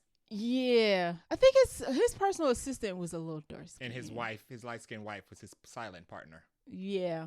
Who was apparently flashy on social media because A$AP Rocky pointed that out. I thought that was interesting. So, and so did his baby mama. So yeah, I do think I noticed that, and I do think it's deliberate. Okay, but it's dislike of the music industry. So maybe it's not a dislike; it's just an observation. Fine. She was with the real world. Fine. But I noticed it. If you was trying to make people notice it, I got you. We was on the same. If you weren't, we have questions. Right. We have questions. So that's the only. I said what my other dislikes were. That's with the cast and with some of the scenes feeling a little long. But that one I needed to point out because yeah, some of the scenes feeling a little long is one of the only things that I dislike. Okay, fair enough. And I dislike Pam and Trey. You Oh yeah. Well. I disliked them. I did. Not. And the detectives. The detectives. All right, so let's get to the ending. I forgot to take off the weapons part, and I was like, Gladys. For last episode, I was like, that would have been a surprise. Gladys is not in this movie. Third act twist. Thank God. No witchcraft here. So the ending is, so it's different from the original high and low. So in this highest to lowest, A$AP Rocky. So the kidnapping happens. They get the kids back. But Denzel Washington wants to go after his money because Kyle recognized, they asked Kyle, did they hear anything when he got kidnapped?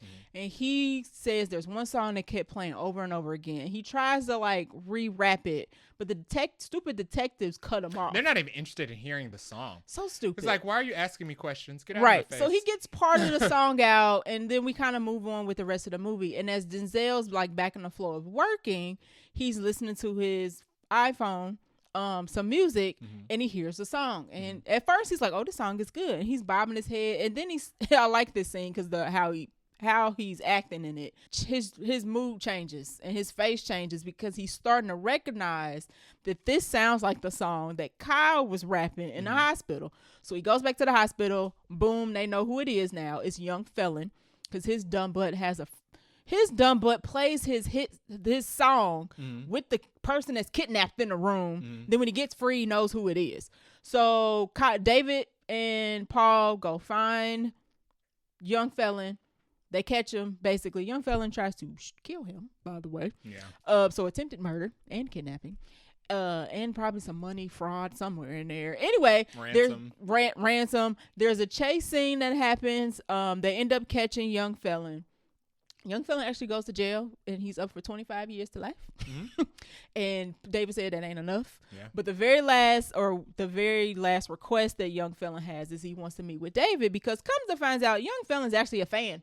Yeah. Super fan. Been following David for years. He knows where he lives. He be watching him from his balcony, which is extra creepy. Yeah, that's it. Oh, go ahead. Even names his son after him. I said Prison Visit was like the Batman, when the Batman went to visit the Riddler. Yes. And they thought that they had a mutual understanding. But then Batman was like, no, you're absolutely insane. Yeah. So Young Felon goes through this whole thing. Like, all these other labels want to sign them behind bars, mind you, want to sign me. I'm the hottest thing right now. Like, you know, I always wanted to work with you. This is like serendipity. The universe has corrected itself. Now we get to work together. And David's like, no. I thought the conversation was so funny and so real. Absolutely not. That's exactly what a rapper in jail sounds like. Yes. That I'm gonna be in jail making history. You're doing 25 years, and the thing about hip hop is that it's heavily influenced by the culture. If you're not out here to experience the rest of it, your rap becomes irrelevant. Yeah. And as younger people grow up and the generation changes, they're not going to care about the old head in prison. No. Like, you're not going to be a legend. You get 15 minutes, literally. You'll be a legend in prison. Right. To the prison guys. Right. But nobody's out in the real world is going to keep streaming you if you can't get free. Right. Nobody's waiting 25 years for that. Maybe you're not if he on the streets anymore. Maybe in like 5 months, 5 years. Maybe. In 25 years, the streets will change. And flying cars by then. Exactly. And it won't be about what you're rapping about in prison. No. Because you won't know anything about the real world. Right. What exactly are you going to be rapping? Ain't nobody going to want to hear that for that long. You'll be rapping about 2025 forever. Until you get out. That's a 1 year. Right. We ain't trying to relive. So it's so funny because that's the way people talk about rappers who are in prison. They're like, they in prison putting out mixtapes and they're the hottest thing ever. And it's like in prison only. Like Denzel said, you got 50 people who love you. That was a good sign because he was counting before he got into jail. He was counting. He was like, I got these people and these people on the streets and all these people love me. He was like, okay, so 50. I was like, that. Legends go to prison. Legends aren't made in prison. Not if they don't get out. Right. Everybody a little way. Exactly. So the ends with Young Felon does go to jail. But what else? I actually thought for a second David was gonna be like, sure, we'll work it out, but I'm so glad I was wrong. David tells him absolutely not, go rot in jail, goodbye. Young Felon don't like that, gets mad, and they drag him off. That was a pretty good scene. Yeah. Pretty good scene in the movie. And then at the very end, David does end up, I guess, selling off the company and with the intention of starting his own smaller independent label. So he's basically like, I want to get back into the love of the music. It's been too much industry. You know, his wife had mentioned earlier in the movie that I thought we was going to like scale back so we can travel and relax and all that.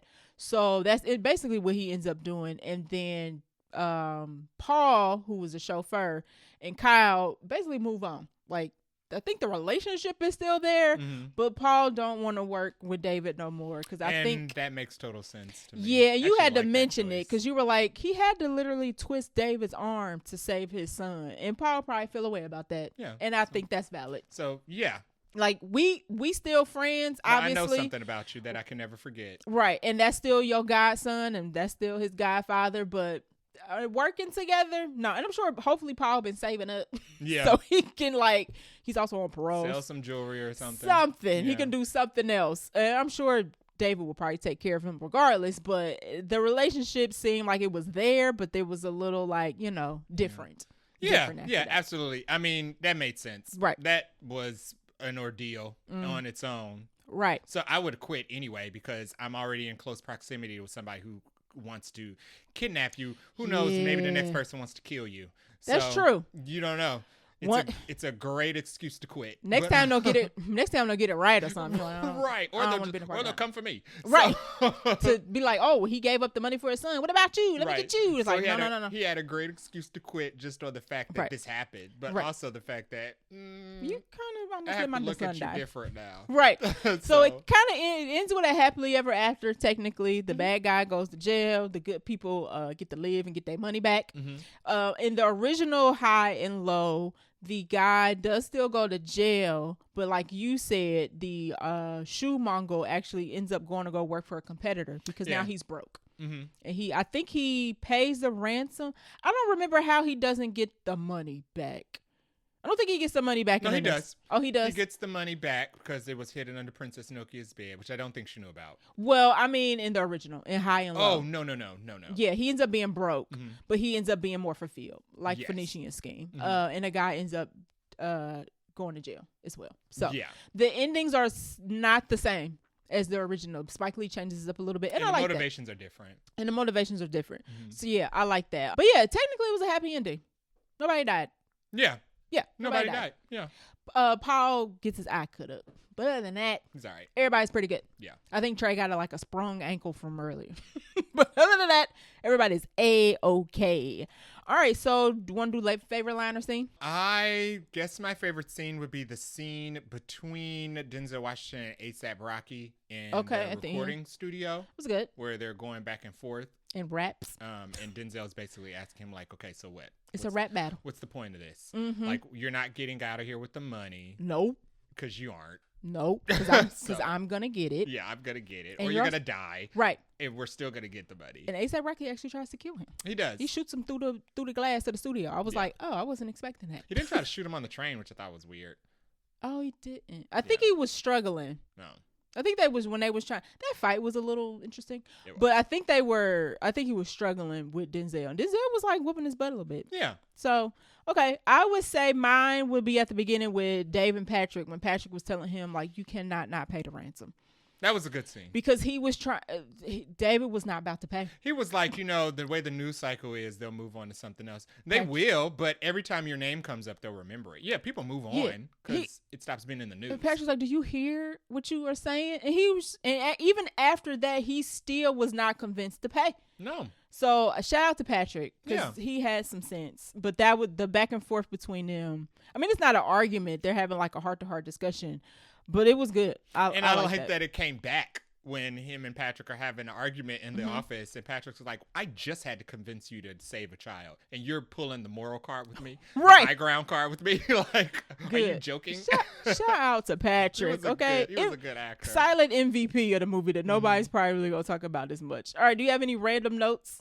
I thought Princess Nokia's scene was good. She was good. Yeah. She was. I was surprised she wasn't advertised in this as much as Ice Spice was because the thing definitely should have been flipped. Princess Nokia's been out forever. Oh, really? She's I don't know. Older than A$AP Rocky. Like she's been out forever. Oh, wow. I didn't know that. She's like 30. We're the same age, actually. Okay. Yeah. So she's been rapping forever. Her scene, she was the baby. She was A$AP Rocky's or Young Felon's baby mom. And then David goes to her first because they end up tracking down where he lives. Yeah. And she goes to talk to her like, hey, now she doesn't know that David's about to go try to find him and get that money. But she has a good kind of heart-to-heart conversation about like, oh, this is how we find out that Young Felon's been idolizing David this whole time. Yeah. So yeah, she was good. Ice Spice was literally in this for 30 seconds. Yeah, I'm surprised they didn't advertise Princess Nokia at all because she had a lot of lines. Her agent should be fired. Yeah. Because the order of cast should have been flipped. Yeah. With how those two actresses came up. And I like the fact that she didn't know. She didn't. No. But she did say that he's been weird. She did. She was like, he's been weird for the past 2 weeks. She was like, can you actually go talk to him? Right. She even knows it's funny. She had a Cartier bracelet on that A$AP Rocky asked for with the money. And she showed it to David like, oh yeah, he got me this new bracelet. It's probably not real. And Denzel's like, I loved it. It absolutely is real and you don't even know. She was like, I don't know where he got it. I'd asked, but it's probably fake. Right. David's like, it's actually not fake. It's not. A 15-year anniversary gift, but he don't tell her that because he's trying to keep it cool. Yeah. So that was good. My random note would be, I love when the title of the movie is in the movie at the end of the movie. So the girl who Trey is trying to get his dad to sign, she sings a song at the very end because she's obviously going to be his first artist on his new indie label. And her song is called Highest to Lowest. I like that. It was very reminiscent of Thor Love and Thunder when we find out that Love is the girl and Thunder obviously is Thor. And I was like, hit me in the feels. I like it. I also add that I like Denzel's motivations as far as what he wanted to do with the business. Basically, he wanted to get back to the music. And I like the conversation he had with Patrick about the AI and they want him to stay on as an advisor. And I'm like, he was like, I bet they do. Right. And then he's going to suck all the culture out of this. The AI doesn't have a soul. So it's not actually going to be making any good music that has anything that has anything in depth with it. Right. See? It's shallow. David was good when he wanted to be good, and then you had parts like David, what are you doing? What are you doing? So I had that as another note. I like that David was still about the music. Yeah, he wasn't like he wasn't just a money hungry music executive. Yeah. He still wanted to bring up artists and do good music and feel good about the music. So I like that. I like that he wasn't just a sleaze bag, because that would have been easy to write. So yeah, I like that. I like that. All right. Do we have any other notes, thoughts, or comments? I didn't have any random notes. Rosie Perez and Anthony Ramos were in this for a second. Literally a second. Yeah, literally. They were Shout out to them. They were literally in a movie to introduce each other. They were on themselves, stage, and then they exited. There's a chase through the Puerto Rico Day Parade, Rican Day Parade, and that's where they were. I thought the chase. I didn't like the chase with the cop chasing them, but I did like the sequence of the bag changing. Oh yeah, the chase scene was good if you removed Mr. Mayhem's scene out of it. Yeah. Yeah. I think it was done better in Monkey Man. Yeah. Oh yeah. I was like, when was the last time I saw this kind of thing where it's like everybody in the city is actively passing information? Monkey Man's was cool because it was like little kids. They were in more of like a little ghetto of like basically. Mm-hmm. This was literally like the hood. And it was a lot denser. Right. Streets were. And you couldn't tell who was in because it was like a little kid, an older man, a woman. And this one you could tell because they were on motorbikes. But it was still good. I like the choreography of it. And I like the fact that the city didn't feel like a set. I'm not sure if it was a set, but it felt sometimes like movies shot in New York feel very it's like this is Glasgow. This is the one street in New York and this one time of day where there are no cars or no people. You know, this is like Spider-Man. They filming in like Scotland or whatever. Yeah. Like this looks like Scotland. I like the fact that they kept New York dense. Like there's people on every corner, every street. If you jaywalk, you will almost get hit by a car. Right. You can just run out into the street. It looked very full with no consequences. And the trains. They were on the trains a lot, and even when the train was at night, at the very end, they had like the homeless people on the train. So that was accurate. Nothing looked like it was a movie set that was like clean and proper and ready for like something to be filmed. I even like when we got to hear the train say, "Stand clear of the closing doors, please." I was like, oh, I ain't heard that in a long time. I need to go back to New York to visit. Although they're getting a little crazy with pushing people off the trains. Yeah. Anywho, let's do our rating. You want to go first? You want me to go first? Sure. I will give this a 3.5. Okay. I'll give this a 3.5. I am taking it off because the side characters. Yeah, unfortunately that's a. I only liked 4 roles in this movie: Denzel, Jeffrey, Patrick, and Gabe. Patrick and Gabe. Yeah. Mm-hmm. Those are the only performances I think of this movie that I liked. That's fair. I think the people that they casted as his wife and child were a little dry to me. The detectives were the Three Stooges. But I did like A$AP Rocky's performance. However, it didn't lift up too much because he only got 2 scenes in it. I think if we got more with them, I think because he did good in those 2 scenes, if we got more with them, it would have been a lot better. And the other negative I think is just that some of the sequences went on too long. But other than that, I do think it was a pretty good movie. It isn't, but unfortunately Spike Lee has so many good ones. This isn't near the top for me of Spike Lee's filmography. Fair. I mean, like what am I supposed to do? Put this above Crooklyn? Are you joking? No. Like, are you kidding me? Am I supposed to put this above Inside Man? Malcolm X? No. His filmography is too long. It's too good. Yeah. It's crazy how your first, like one of your earliest films is still like one of your best, which is Malcolm X. Yeah. Like how do you top it? Maybe he's at the point where he's not trying to top it. He's just still trying to make just good movies. Tell stories. Yeah. Yes. So I was wrestling with between a 3.5 and a 4. And I'm like, I'm trying to think of, did I enjoy this as much as the other movies I've ranked at a 4, like Superman, or I think I gave Fantastic Four like a 4.5. What I give Sinners probably like a 5. This is hard. I'm gonna do 3.9. Okay. It's so close to being a 4. The acting of the side characters really took me out of this. I just I'm sorry. That's what I'm taking it off for. I don't understand. Hold on, 1 second. No, sure. I don't understand how you have, like you brought up Inside Man, where we had Clive Owen and we had, what's her name, Jodie Foster, and we had the guy who played the old Nazi and his wife in Inside Man, who was barely in the movie, but he had much more chemistry with her. Chidwa Ejiofor. How do you get those actors? He's Spike freaking Lee, so he can get anybody he wants. John Turturro was not available. Like, I don't understand how Spike Lee has all these great movies with all these great casts, and for some reason, for this one, the caliber wasn't there. Yeah. And that really took me out of the movie at some significant parts. If the performances were better, I would have felt a lot better about the movie. I told you they should have made Wendell Pierce the main black detective. Yeah. And the back and forth he would have had with Jeffrey Wright would have been perfect. She just didn't. The Pam didn't do a good job of just. The wife. She couldn't cry. She couldn't cry to save her life. David, I was like, David. I'm like, girl, shush, just shush. She couldn't cry to save her life. The son's line readings were just very monotone. He had the same inflection every single line he said throughout the other entire people movie. That I know would have just clawed at the chance to be in a Spike Lee movie, and I don't understand the casting. Yeah, and that just brought down the movie in a lot of parts for me. Other than that, I do feel like some of the pacing was a little, like that first hour drag just a little bit. So I would take some off for that. But it's crazy because the only reason why I wouldn't probably watch this again is because I don't want to sit through these actors' portrayals. Yeah, that's it. That's literally it. I'm not ashamed to say because there are so many Spike Lee and Denzel Washington movies that I do like. Yes. This is one I can say I don't. Fair enough. This is not. I didn't like this one as much as the rest of them. There's so many other movies from both of them and them together that I would rewatch till the end of times. Yeah.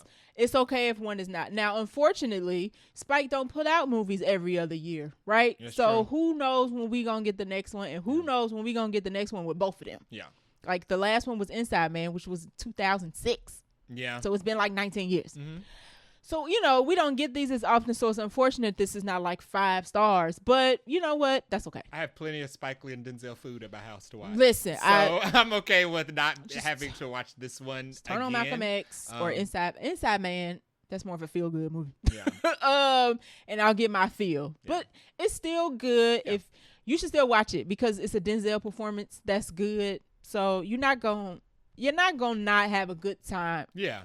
Watching this in general. There's just some parts of it we didn't like. Yeah. There's some great acting in this. It is. There's some very good scenes. Like I said, I love the black culture that's into this movie. Like we don't get that often enough. So to have a movie that's in it, I really appreciate that. I'm not even an A$AP Rocky fan, but he was pretty good. He was good at this. Yeah. Yeah. There's one A$AP Rocky song that I like, and it's from a Spider-Man movie. That's it. Okay. The one from Across the Spider-Verse. He was good at this. He was pretty good, but it's, when 1/3 of the cast is the good part, and the other 2/3 I want to chuck away. I'm sorry. Yeah. I'm sorry. And then the beginning opening was like 12 minutes. I was like, are we getting to the movie anytime soon? It's so funny because last year we went to Comic-Con and we were in the Antoine Fuqua panel, and he talked about how him and Denzel are good friends, but they would go back and forth about scenes if Denzel didn't feel like something was at its best potential. And then watching this movie, I'm like, Denzel, you were cool with all this? What can he do about people who can't act? He argued with Antoine Fuqua. He did something. But he would have to flip the actor out. Yeah, it was too late. It's too late for that. Yeah. It's only so much you can do. Yeah. It's only so. I don't understand why the casting wasn't better. Yeah. And that was a big chunk of why I rated this at like a 3.9. I don't even know who I would cast. I could. But for who? For the wife? The wife could have been Regina Hall. It could have been Regina King. No, it has to be light skin. That's the point. In the episode. I'm done. Cut it. Cut it. His wife was light skinned. Who is Boris Kojo's and wife? His son is following in his lead because he's looking for a. Who's Boris Kojo's wife? Her name is escaping me for some reason. His actual real life wife? Yes. Oh, I don't know. She's an actress. Boris Code. Come on, they like couple goals for everybody. Code. Nicole Ari Parker? Yes. Yeah. Nicole She's Ari gonna Parker. be in Green Lantern. As the mom. She's an actress for a bunch of other things. Like, why not her? They could have got freaking Maya Rudolph to play his wife. It could have been anybody. She could act. Let's see. Who else? Nicole Ari Parker. Tracy Ellis Ross. Tracy Ellis Ross would have been good. She also was just with Jeffrey Wright. Hello, as his sister. Movie. Yeah. Yep. There were just other people that could have been. Yeah. I just don't understand. I don't know. Mm-hmm. Yeah. I don't know who else I would have casted as the son. And the son could be anybody. I don't know enough young actors that age. They could have plucked somebody from the Fresh Prince of Bel-Air show. Everybody like that. Pick one of them. I don't know their names. But the people like them. I don't know if Nicole Ari Parker would have worked. Why? I think she also has to be much younger than him. She has to be light-skinned and decades younger than he is. Fine. To properly depict. She looks younger than a record executive's wife. Oh, you're right. I also made a complaint about that, but Jay silenced me because I was like, "Why is wife like 25?" But you're right. That's most of them. Most music moguls' husbands or wives are not the same age as them. Yeah. So I think whatever. I think that this movie. Some of the issues that I had with the movie is just moments where it felt like I was watching Power instead of watching Highest to Lowest. Fair. And even Power has some good. Taraji P. Henson could have played who his wife. Mm-hmm. They would. She the same age as Nicole Ari Parker probably. I know. I mean, she definitely doesn't meet the age requirement. She's also dark skinned, much younger. But as far as a performance, I would have believed it a lot more. Fine. And she's already played the wife of a record executive. Mm-hmm. Mm-hmm. But I think I think that's also why I'm rating it a little lower is because some of the depictions I was just like accurate though. Oh. When the son was when he asked the son about the Sula girl, and the first thing he said was she's more like a light skinned Zendaya. Zendaya's already light skinned. I was like, that. What do you mean a light skinned Zendaya? But I've heard that before in real life. The girl is the same complexion as Zendaya. I've heard people say that before in real life. She's like a more light skinned. I've heard that before in real life. I'm like, this is so accurate. And maybe of course you want her because she light skinned. Yeah. And maybe that's, you also go to the movie for escapism, and some of that was just not, I wasn't escaping. You weren't escaping reality this one. It's still a good movie, y'all. I recommend it. I totally recommend it. Spike Lee is still a great director. Denzel is still a great actor. There's just not one of my favorites, but I'm glad. You don't know how you like a movie till you go see it. So I'm glad we supported it. Yeah. I wish more people would have supported it because I don't think very many people are going to watch this in theaters. Unfortunately. I hate the fact that A24 and Apple did not promote this. No. Because we don't get Denzel-led Spike Lee movies very often. But Denzel's doing a great job at the press run, so I hope that brings a lot of attention to the film. And I hope it does extremely well for I hope it makes as much money as it can during its limited release. And I do hope it gets high streaming numbers on Apple because it deserves to. And it's going like Labor Day weekend. So it's a weekend, so people, might be more willing to stay home and watch a flick. Yeah. So yeah. It's a good movie, y'all. Yeah, it has some really good performances in it, and I think it has a really good story. Watch it for Denzel Washington and Jeffrey Wright alone. Agree. And their performances. Agree. And how the story unfolds is good. Mm-hmm. Like if you've never seen, even if you have seen High and Low, there are enough differences here to make it a different movie. And they didn't fall out with anybody.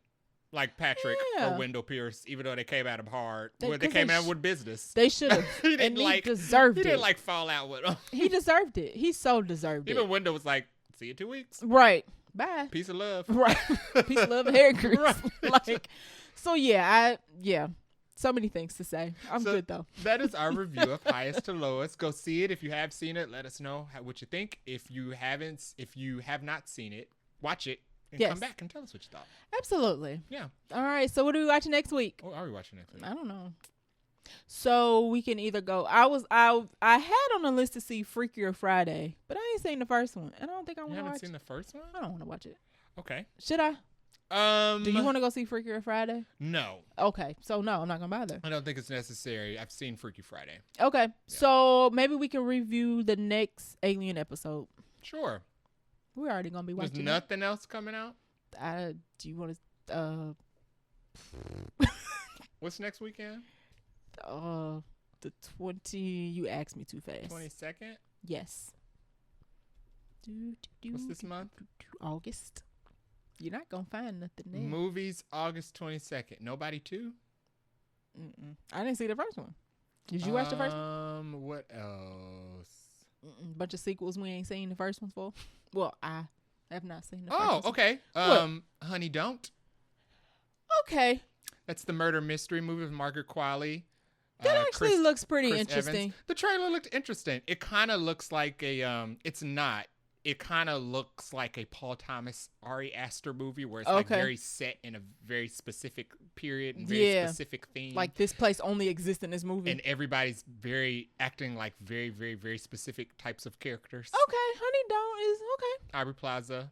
Sure. Yeah. Well, Honey Don't it. Yeah. There it is. Okay. Jay figured it out. Because I was like, it's a murder mystery. Alien? Yeah. I don't know.